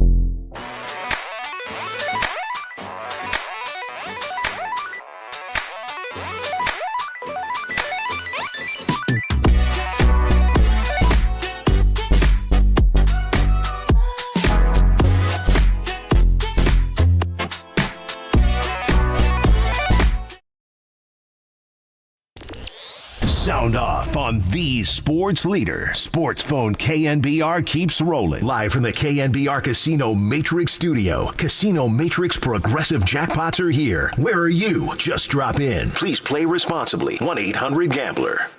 You've always said you wanted to go out with the same folks you rode in with Draymond, Clay. Do you still believe that the three of you will be Golden State Warriors and that's it for life? 100%. And I think that's always been a motivator for us, but you want to end it the right way. I think we've been through a lot this year, and the three of us, especially with Draymond's absence for a while, with Clay taking on a new role, the new cast of characters that we have that are right alongside us in this journey, I think it's extremely possible to accomplish both. Stephen Curry. It's pretty rare to have a Kobe Bryant, a Tim Duncan, a Dirk Nowitzki spend their whole career in one uniform, and he's talking about Draymond and Clay joining him. It would be another Parker, Ginobili, Duncan type of situation, which would be incredibly rare if they're able to make it work. Zach Harper joined John Lund earlier today to talk about Klay Thompson and kind of asserted that he thinks that Klay's playing for his Warriors' life somewhat in the final stretch of the regular season and possibly the postseason. So I don't necessarily disagree with that, but it's a bold statement that I love from the Warriors superstar to be able to put it out there with a level of confidence that Klay, Steph, and Dre all know each other very well, and they're incredibly committed to each other. So that's that. We will talk a little Warriors schedule in just a bit, but Golden State Lumber and Building Materials text line. First 951 says if you're still talking about suggestions for the All-Star game. First, let me just say, this is ongoing until next February. I might give out my personal phone number so I can just start gathering suggestions. I'll take a text anytime.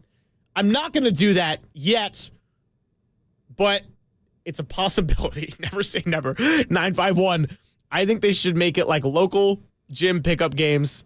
Teams of 5 play games to 11. I did mention the pickup aspect a little bit earlier.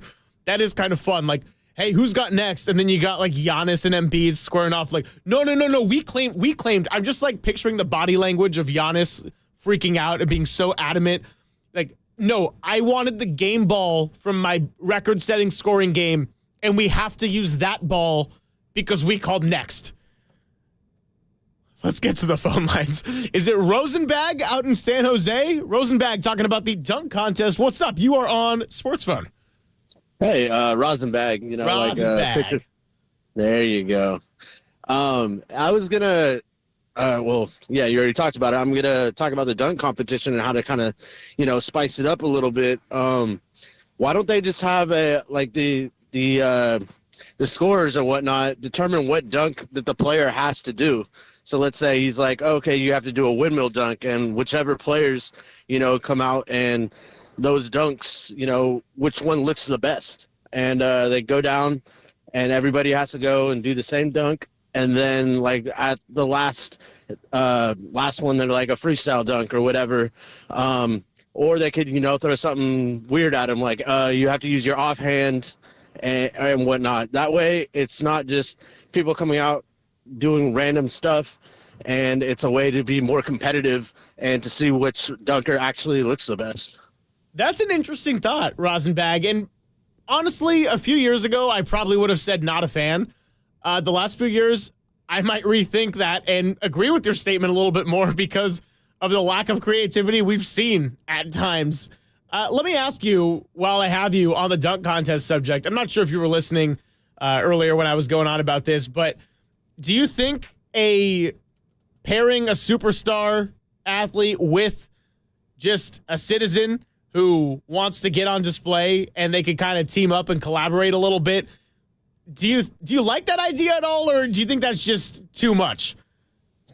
I think that it would be that would be super random. How would you select the people that they, pair with and whatnot? Would it be like a contest or something, or still a contest in teams, and I think I guess I'll back up a little bit. And the way I think about this a little bit is if you have a Zion Williamson type of player who has had some injury history and doesn't want to risk getting injured again on a dunk contest, well, you don't have to do anything all that crazy. You could just be part of the orchestration. Again, my mind is going back to the pickup, like jumping off rocks on the side of a pool and making a cool video with the GoPro and then having the fifth person just slam it in. I don't know. But it's a good question, Rosenbag. I think maybe it could be finding someone from their local community as part of getting them on the big stage and display, or finding a group of people from that host city possibly, or host state, if that's how you want to do it. But I just think that way it's like you get the name recognition and the brand of the face of the NBA combined with people that do have something to lose, and money does mean something to them and exposure does mean something to them. And you're kind of getting a little bit of both mixed into one. Yeah, I like that. I mean, maybe people send in their mixtape and whatnot, and then the NBA players get to select which one they want in a draft order or something like that. That'd be pretty cool. Yeah, well, it's the kind of digital age that we're living in. Well, listen, Rosenbag, thank you for the call. I hope you continue to chime in on Sports Phone. I know I do say that to a lot of callers, but I genuinely mean it. Like, we get really good engagement out here. It's after 8 p.m. on a Wednesday, and a lot of people have shut down their work for the day and don't necessarily want to listen to the radio. And they see a guy who's doing his fourth Sports Phone and just like, who is this guy? But this is good. Hey, 530 on the text line.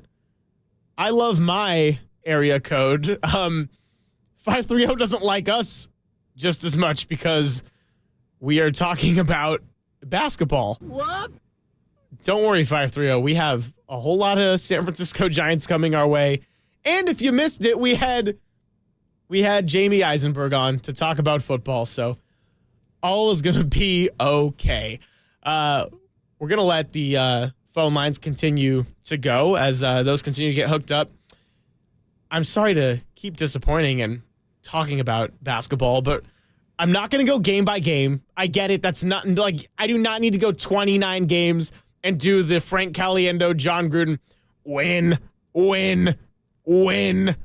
But I'm going to just kind of look at the schedule because I said 22-7 is about what I want for the Warriors if they're going to be something that we take seriously. And I'm looking at the next 5 games. I think you got to go 3 of 5 for sure. We're talking Lakers, Hornets, Nuggets, Wizards, Knicks. 3 of 5 at least. Then the next 5 you got at Raptors, at Celtics, Bucks, Bulls, Spurs. Again, I think you got to try to take 3 of those. And if you lose to Celtics and Bucks on paper, that's fine. Then you got the Spurs again, the Mavericks, the Lakers, the Knicks, the Grizzlies. 4 or 5 seems very feasible if the Warriors claim to be the type of team that they think they can. And then you get Pacers, Timberwolves, Heat, Magic, Hornets. I have no idea what to make of the Heat, but they embarrassed the Warriors last time. Also undermanned lineup, by the way. And then you close it out with Spurs, Mavericks, Rockets, Mavericks, Jazz, Lakers, Blazers, Pelicans, Jazz. They should be able to win a majority of these games. Now, my keys for the Warriors, if they're going to do this right, is you got to not have so many close games to begin with, because you need Draymond Green and Steph Curry to play as much as they possibly can. And if you can limit their minutes by sitting them for 10 minutes or 12 minutes of a fourth quarter, that might help in the long run. I also think you need to get the closing lineups right, which goes in the same category of taking care of business. I know that's going to be a little bit more of a night-to-night basis, and that's a challenge for Steve Kerr, but he's making the big bucks. I believe in him. Draymond has to be available. Yes, obviously not punching people in the face would help, but I mean, he also has to be available in terms of injury and available in terms of he can play the maximum amount of minutes possible. And I think you need Jonathan Kuminga to continue to provide a flurry of offense and Andrew Wiggins to continue playing well. That needs to be your secondary guys who can step up big and take a burden off of your stars. This team will not go anywhere. And I mean, that includes getting into the playoffs, obviously, but they're not going to extend a series to 6 games if they can't at least have Kuminga, Wiggins, Draymond, Steph, Clay, Podziemski, and Chris Paul contribute in the way that they're supposed to. That's not even including positivity from Trace Jackson-Davis, who's shown nice flashes, or plenty of other guys that we've seen. Lester Quinones, congratulations. He's the new 14th spot Warrior. Let's get out to Mark in Oakland before we end up taking a break, who has some thoughts on the Warriors. Mark, you were on Sports Phone. Welcome. Hey, thanks for taking my call. I'm enjoying listening, and I'm just going to be an honest, as a fan person here, and say, when we're talking about it would be cool for all 3 of them and listening to Steph Curry to finish it out here, I honestly hope they don't. I don't like the team anymore. I watched them come up. I loved the team. I loved the whole playing with joy thing. I always didn't like Draymond's vibe, just because he seemed to kind of be selfish and kind of do whatever he wanted to do and forget about the team every once in a while, like the finals against the Cavs the second year. But, I could look past it. It wasn't so much that I didn't enjoy it. But since last year, the punch in the face, it feels like Clay's gotten edgy and seems to just have sort of a chip on his shoulder. I just don't like the team anymore. I don't like how the team handled the stuff with Draymond. And I know this is going to sound maybe crazy, but I for sure would not I would trade Draymond because I think he's going to possibly be tradable if he plays good the rest of the year. I don't think he was tradable for a while there. I think we could just start over, get rid of Steve Kerr. Don't like how he's handled things in the last couple of years. I would just clean house. And here's also what I would do. And definitely not bring back Clay. I just feel like it's all downhill for them. And Steph Curry. I would do a blockbuster, and I think that would ensure a better future for the Warriors. And I know it sounds crazy, but the writing's on the wall. Even if you like the team, which I actually personally have a bad taste in my mouth, so to speak, about this team after the last couple of years and don't really enjoy watching them. But even just from a basketball point of view, I think that's the smart thing to do, because what they could get and what they could rebuild with and thinking about the future, because Curry and those two, it's not going to happen. They might have flashes and moments, but it's kind of obvious, I think, they're not going to be the team ever that they were. That's what I think. So can I ask you a quick question? No. Listen, I think a lot of what you said is not crazy, out of the blue things we haven't heard this year in terms of moving on from Steve Kerr and moving on from Draymond Green and moving on from Klay Thompson. I don't necessarily agree with all of that, especially the Draymond piece.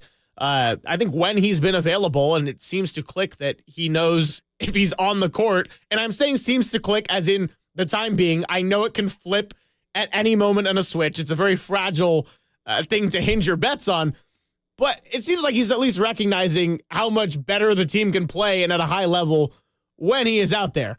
No, I do want to ask you this, Mark, though, because I think the rare opinion and not necessarily, the hotter take is get rid of Steph Curry and do a blockbuster. Who would you want? I'm not the GM, but I would take picks. I mean, I think they could go with a couple picks and maybe one marquee player. I did not go as far. Literally tonight, it's the first time I've thought that. Because I've actually called like a few weeks back, maybe a month ago, and I was like tired of Draymond and all that. But I was like, of course we keep Curry. But tonight when you were talking, that's what came into my mind. Is like, what could we get? And what kind of future? Maybe we could rebuild and have that excitement and that kind of, because it feels like everything's on eggshells with Draymond. So this was the first night. I honestly do not have what that trade would be, but just, it would be good. They could get a lot. So I don't know. Maybe you got any ideas? Like, maybe let's spitball it and you be the GM and tell me what you think. I think there's something they could get, but I'd go picks and a player. Yeah, well, thank you for the call, Mark. I appreciate you joining Sports Phone tonight, and I'll share a few thoughts, and then we'll take a break before we get to 5-1. I mean, if you're trading Steph Curry and you're getting maybe a marquee player, but mostly picks, like if draft picks is your focus, you got to understand it's going to be a long-haul rebuild. I really like Brandon Pajemski. I like Trace Jackson-Davis. I think they have good pieces. If you get rid of everybody, and especially Steph Curry with what he's at right now, you could be bad for the next 3 to 4 years, or you could be bad for the next 15 years or more. Because I think the draft picks thing, we talked about it with Jamie Eisenberg about how fans get so enamored with draft picks in the NFL. Same goes for the NBA. I could name you a lot of draft picks in the first round.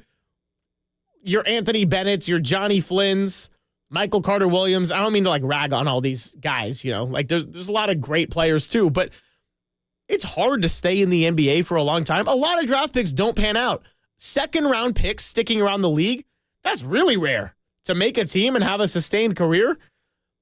So I don't love, if you're going to get rid of Steph Curry, you go get a young rising star. And I don't think they will get rid of Steph Curry, nor do I think they should. But if you're even going to entertain that idea, you go get someone that is a proven big-time baller in the NBA that will make your franchise good for the next 10 years. That's my thought number one. I wouldn't trade Draymond Green. You signed him to 4 years, $100 million. I think it was pretty clear what the intent was. If Draymond gets suspended another time this year, then he's got bigger problems to worry about, and so do the Warriors then. What kind of value can we get for him in a trade? That's just kind of the elephant in the room there. But you know what? I do appreciate Mark for providing a good discussion here because, again, Sports Phone is very much your show, and I'm here to just facilitate the discussion. So those are my takes, and it's not me saying I'm right and you are wrong. But I don't think they should ever think about getting rid of a Steph Curry, and they should do everything they can to make him satisfied. And I'm saying this as somebody that grew up, who fell in love with a team that historically stunk outside of a little bit in the 90s and then the mid-70s. People forget about that, man. It's been a while since, the Monte Ellis days. And, it just, even before that, all we had to suffer through. And then the team that we have now, there's like a generation that hasn't seen the Warriors suck for a long time. So Danny Dunn and I have bonded recently on Cray Area, by the way, over how We Believe was what we held on to for so long. And then it was when they signed Andre Iguodala. It was like, oh, the Warriors actually going to be kind of good. And there was talk about trading Klay Thompson to get Kevin Love. Glad they didn't do it. But that was like around that time was when we were like, oh, this team might actually be kind of sexy and fun. So, yeah, you don't get rid of a Steph Curry unless he just absolutely wants his way out. And then maybe you entertain the idea. There was only one Steph Curry. There were so many times this season, as heartbreaking as the season has been at times, there are such a large number of moments to where I can't even keep track and list them of being amazed by number 30 and just thinking there will never be another Steph Curry. It's incredible. All right, on that note, let's take a break. We're going to come back with a little 5-1. We'll get to Brandy Chastain. Hopefully still time for callers after that. And then we're out of here, baby. It's Greg Silver. It's Sports Phone. And it's KNBR 104.5 and 680, the sports leader.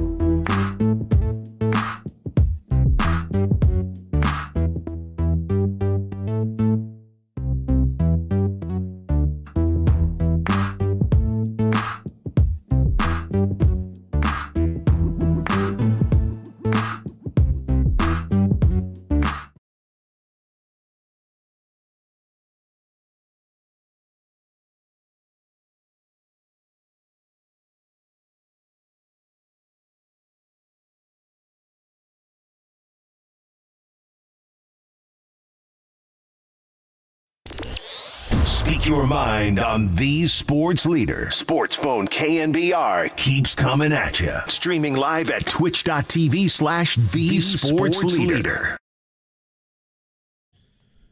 So it's about that time of the night. It's 5-1 time. Before I get there, this comes via Kendra Andrews of ESPN. She said Brandon Pajemski says Steve Kerr showed the team the West standings ahead of practice today. And Pajemski noted that there are 5 games out of the 5-6 seed. The 2 seeds they're really focusing on, not the play-in seeds, with the quote of, "We got the confidence we can beat any team in a 7-game series." I mean, that's what you like to see. Pajemski, not shy about his confidence. Anthony Slater just wrote a great story about the rising rookie in The Athletic. And I have a feeling we're going to talk about Brandon Pajemski here in a second because it is time for 5-1. Let's hit it.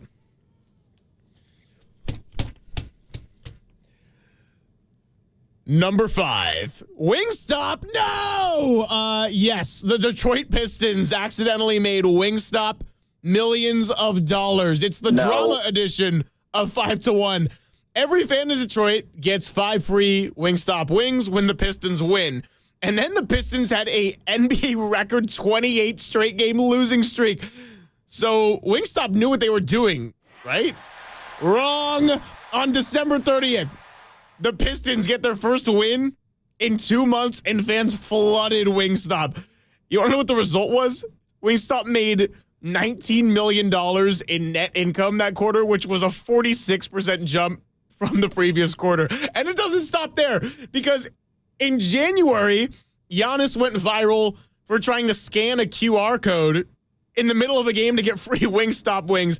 And then a couple of weeks later, he posted a video of himself boarding a plane to the All-Star weekend with a huge bag of the lemon pepper wings from Wingstop. So Wingstop stock reached an 80% increase compared to where it was at 6 months ago. And the free marketing didn't hurt. I'm just saying. So the Pistons not having a great season, but they've created some winners in Wingstop. It's chicken. This is by far my favorite sports conspiracy of 2024. Did Wingstop fail to anticipate an avalanche, or did they know what they were doing all along? Unbelievable. Number 4. Oh, yeah, we just talked about him. It's Brandon Pajemski. Is it welcome to the NBA or move over NBA? Because the confidence on this kid is admirable. He is interviewed at the All-Star weekend for the Rising Stars, and he was calling out superstars while sticking up for his own, They asked him if he had a welcome to the NBA moment, and he added a little bit of sass on the tail end of his response. Let's hear it. Welcome to the NBA moment so far this season. Yeah, November 30th, we played the Clippers at home, and I got a foul call on Kawhi Leonard, and I didn't touch him, and then we reviewed it, and we won the challenge. But just to see what kind of calls, NBA superstars get besides Steph, it's pretty cool. Yeah, superstars get a lot of calls, so it just happens when you're a rookie, except my superstar doesn't get any calls, so, it's fine. It's pretty cool. By the way, I remember the play he's talking about, and Steve Kerr had, decided not to challenge something from a couple minutes before, and then that happened, and he challenges it, and he just mouths to the ref, "I'm so tired of this S." You can tell he's just done at that point. All right, let's move to number 3, which is Professor J.J. Redick. So he wants NBA fans to seek educational material and not clickbait. And he really wants you to focus on education. So for anyone listening to KNBR with strict parents and teachers, you're not alone. And he goes off about it. Now I want to address Stephen A's point. Since when is it players' jobs to educate people on basketball? When did that become a thing? Isn't that our job? I'll answer. I do that as my job. That's my job to educate people on basketball. I'm letting you speak, and then I'll answer. It's our job, Stephen A., to educate people on basketball. It's our job. And here's the reality. This is the ecosystem we live in. I can do a video on my podcast. Where I break down the last 9 games the Pelicans have used Zion Williamson as the primary ball handler and what type of actions that has led to. I looked it up this morning. 54,000 views on YouTube. But I want to call out a coach yesterday. Oh, that gets tens of millions of engagements. That's the ecosystem we live in. So do fans actually want to be educated or not? Mm-hmm. Do they? JJ Redick, strong feelings about it. Because, I mean, look, I actually really like JJ Redick, and I do think he's very intelligent. I'm excited to have him as part of the NBA Finals broadcasting crew now with Mike Breen and Doris Burke. But fighting the internet landscape that we live in, which I do hate, is not going to change a thing. Yes, of course people will fall for the clickbait material rather than a video about Zion Williamson, because that requires a little more patience and attention, and it's a lot easier to hear somebody like Stephen A. Smith or JJ Redick, as you just heard, screaming about it. By the way, since I just yelled, can we get that cut by our social team and kind of get that out there for more than 54,000 views? It's fine. I'll let JJ Redick off the hook, but not really, because we got to go to number 2.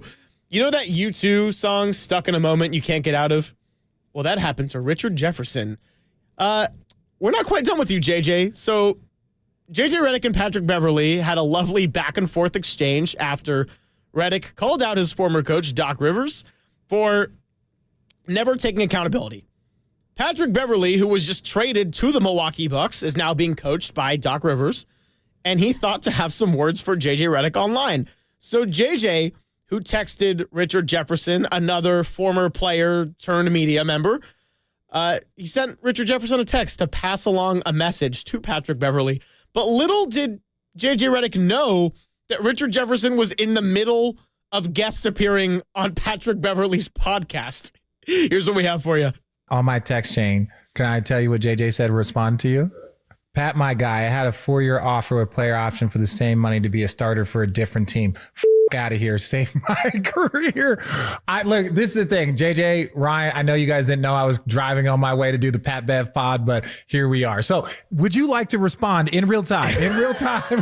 Be held accountable for playing you that 3-1 series when the Rockets, when we walked y'all ass down 3-1? Should he be accountable and be like, you know what, let me get JJ Redick off James Harden? If I'm being honest, he should have started Jamal Crawford.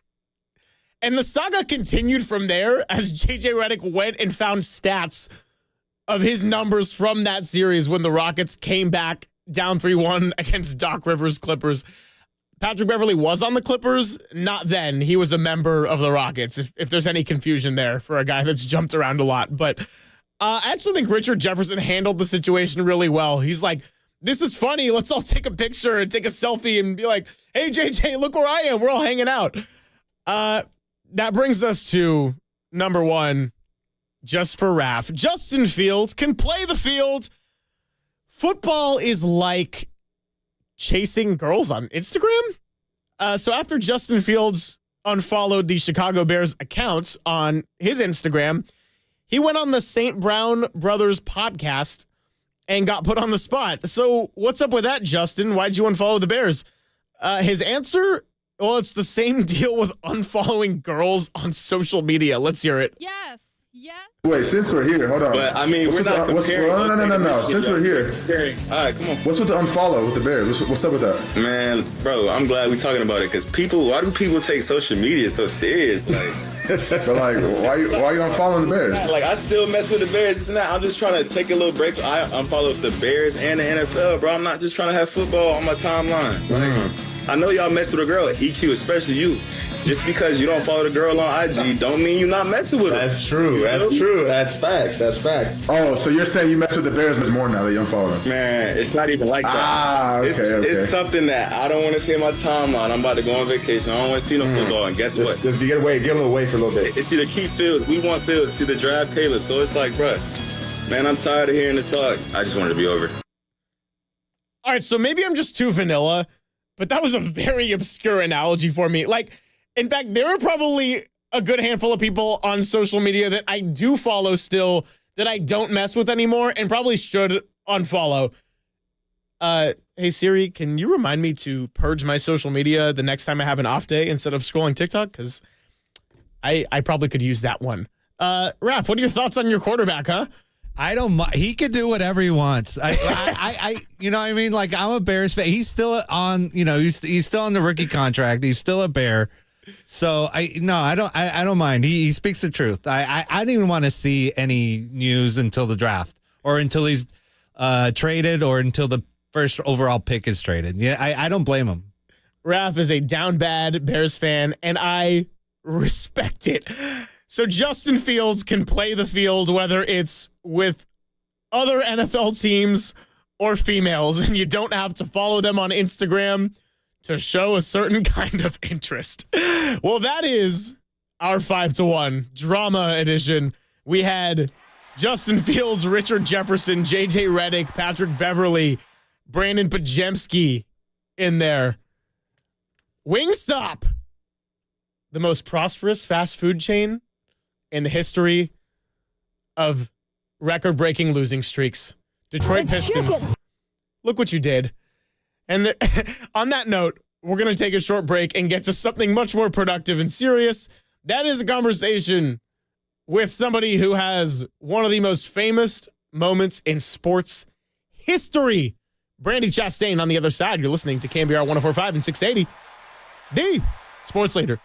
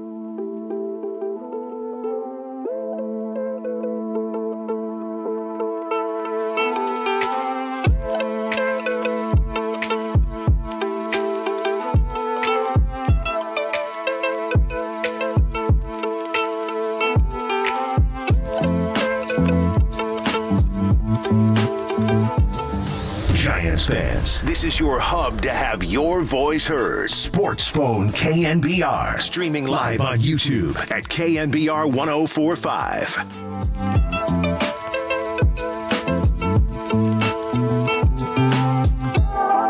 Sports Phone KNBR continues into the night, and it is beyond my pleasure to welcome a legend in the sport of soccer, not just a global legend, but a Bay Area legend, because we're talking about a National Soccer Hall of Fame inductee in 2016 and a Bay Area Sports Hall of Fame inductee in 2018. That is Brandi Chastain, of course, and now she is on to her latest venture, which is helping to found and welcome the newest Bay Area sports team, Bay FC, to the Bay Area. Brandi, thank you so much for your time today. It's my great pleasure, sir. I'm happy to be here with you. Well, first of all, I got to ask you before we get into any of it, I know that the official season hasn't begun, but Bay FC might as well feel official with the scrimmages getting going at the Coachella Valley Invite. I know you're down south there for that. What's that process been like for you so far? Oh, gosh, I have to tell you, when I arrived at the field, I saw the team coming off the bus, some high fives, lots of smiles, I'm so excited for them, having experienced something similar to what they're going through on a much lesser stage, to be honest, just because of I would say social media, the amount of coverage women's sports gets now, the impact women's soccer has had. I know Allie, Danielle, Leslie, and I are thrilled that we have a team that's going to be competing for championships in the NWSL, that we will be impacting our community, and by that we mean our greater 9 counties, 9 bridges community, and well beyond that. And we want to be the brand that everybody recognizes with greatness, not just in women's sports, but in all of sports. I hear you, and it sounds like it's off to a pretty great start, at least from my perspective up here in San Francisco.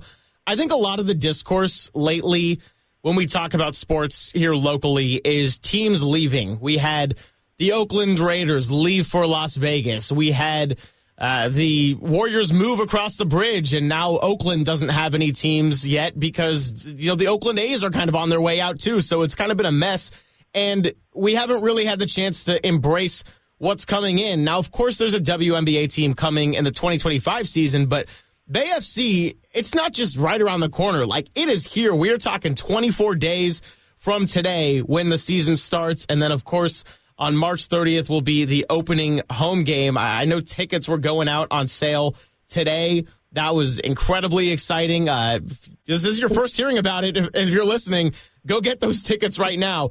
So, Brandi, what I want to ask you is, let's talk about the local community and how people have rallied around welcoming this new team, because I went out to that Bay FC celebration in the Presidio back in the spring, or maybe it was the early summer, but whatever it was a perfect day out there. It was free merchandise, music.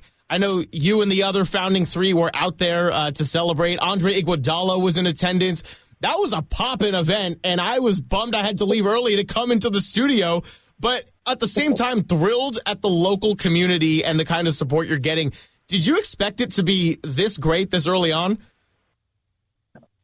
Well, I'm going to admit that I've always been a big believer in women's soccer, and with Leslie, Allie, Danielle, and myself together, and the amount of energy and time and dedication we've put into this project, along with the investment from Sixth Street and all of our other collective partners that have committed to making this great, and the fact that we're in the Bay Area, I knew we could be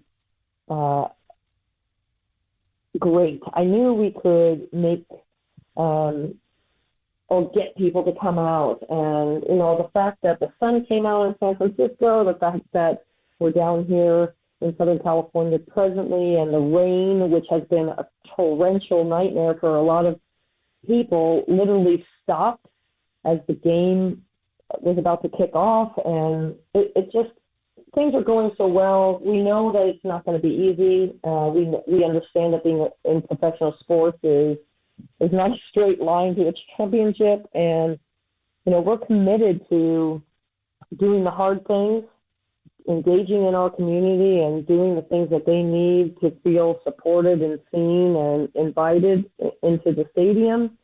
Our players are working so hard to be ready for that March 16th date that you talked about. And as you said that, I got chills when you said it's 24 days away. I mean, it's quite remarkable that we're here.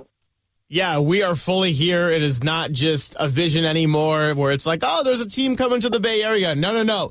This is the time to be fully paying attention. Any short-term plans that you have, you can start mapping around Bay FC. And our program director, Adam Copeland, I was talking to him a little bit earlier today about the possibility of having you on the show, and he was incredibly fired up because he's like, I want to go to a Bay FC game like right now. So we'll make sure we get a little KNBR suite for one of the games or something like that. Let's talk about. You better do that fast because it's going. That is what I love to hear. I have no complaints about the high demand of women's soccer in the Bay Area. I want to talk about you, Leslie, Danielle, and Allie. And I'm sure in all the meetings you've had, there have been plenty of discussions about some short-term visions, some long-term visions, general goals, more abstract ideas, more specifics. But as you look at this thing really coming to life and this inaugural season for the club kicking off, tell us a little bit about some of these short-term visions you have, whether it be for the team as they engage in the community or performance on the field, or maybe something that's kind of in the works that our listeners might not know about yet. What's kind of been the at the forefront of all your minds? Honestly, I think the most important thing we're thinking about right now as the four of us go is the fan experience. And what happens as soon as they get near the stadium, to the stadium, into the stadium, and as they experience the game and as they leave the game. That's very important for us. I know that my experience with professional sports as a young person, or I should say professional soccer, was engaging. I remember tailgate parties, mini soccer games played in the parking lot, the smell of barbecue, friends, new friends, families, painting your face, wearing the jersey. We want the experience to be a full, all the senses, right? The smells, the sounds, the looks, the feels. And to be honest with you, we want our community to also share with us what they feel they need and they want. We're going to attempt to accommodate what makes them feel good and have a positive experience when they come to our games. And so we're open. We want to be proactive. We're going to work hard to make this the best experience. The fact that this is the only women's professional team in the Bay Area until the next year with WNBA, which we are very excited about. We have to show up, and we have to do it in a way that is really engaging, and that is really our goal. We are talking to the legend, Brandy Chastain, right here on the UMA guest line. A few more minutes here as she's been so gracious with her time while Bay FC is down in Southern California, getting their scrimmages going before the season kicks off in 24 days. Yes, that's right, 24 days away.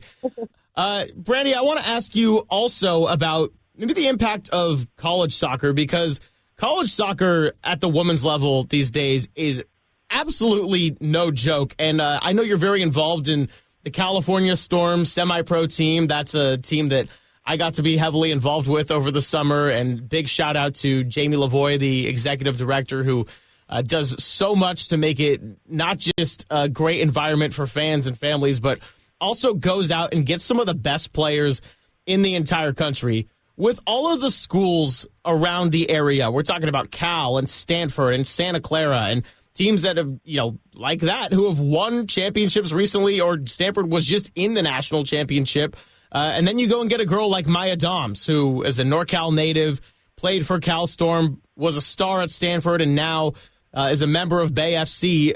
Does that make you open your eyes a little bit more to kind of the local college scene and making Bay FC a big draw for some of those kids that might be figuring out what they want to do at the next level? First, shout out to Jamie and Sac Storm for sure. That's a critical piece to my journey, as well as Leslie. Listen, I've been involved in the college game for a long time. My husband is a collegiate coach at Santa Clara. We know how valuable those players are. We want to continue to support the collegiate environment because we know that it helps grow and develop these young players as human beings, as well as players. We're thrilled. My Don's a local, scored the first ever Bay FC goal. So that's wonderful for our club, wonderful for our youth programs in the area. And of course, we're looking for young American players to come and be stars in this league, and we want to help and support them as much as we can. Yeah, absolutely. Well, Brandy, listen, this has been incredible. I am going to make sure that whoever's in charge of our scheduling, just kidding, I'll single you out, Tim. I know you might be listening. I'm going to make sure that I get at least a couple of days off here and there where I can make it out to a Bay FC game because I was trying to get out to an Angel City game last year and go and visit my sister down in Los Angeles. Now it's her turn to have to come up to me and make it her problem to travel because we got a team right here in our own backyard. Listen, go enjoy the rest of your time in Southern California. Go stare at the ocean and soak it in, and all these achievements that you've worked really hard with this team to get this club up and running. They're well deserved, and I can't wait to see what is made of this first inaugural season.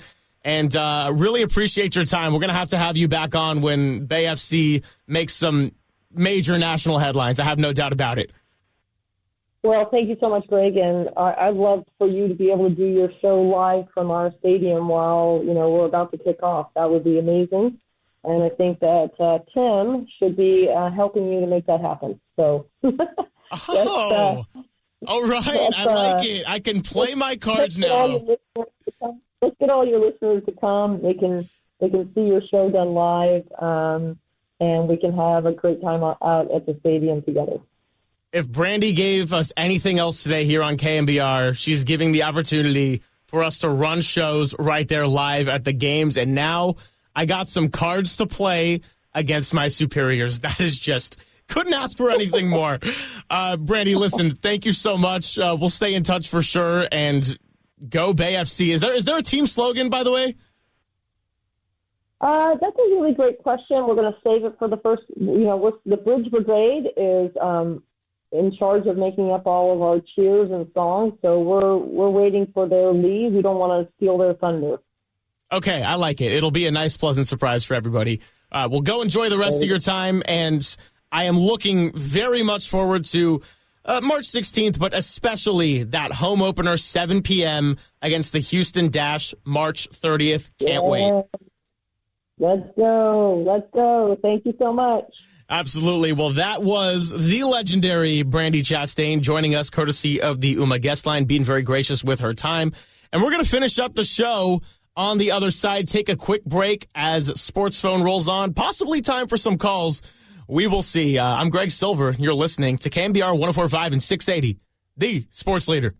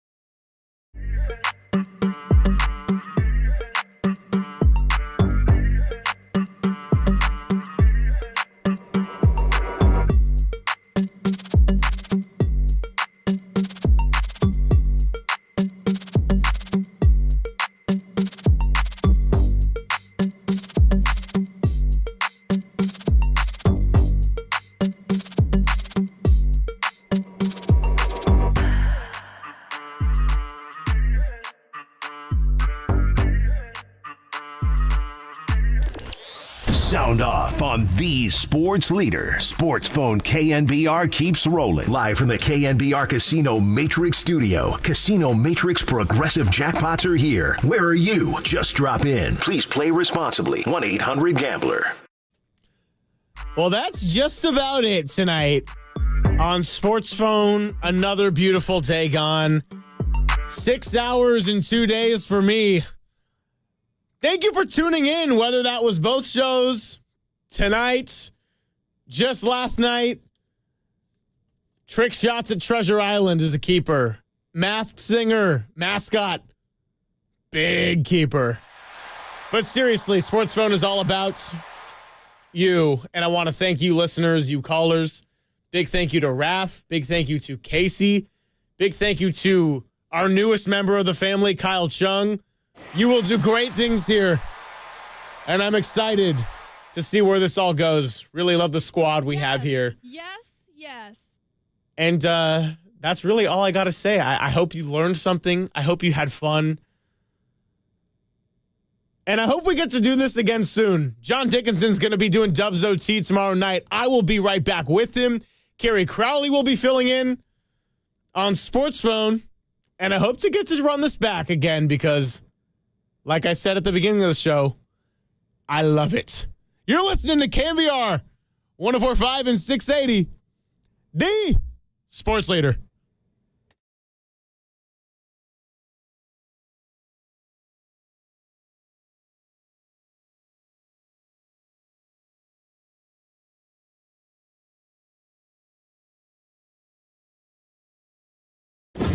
This is Greg Papa, your voice of 49ers football.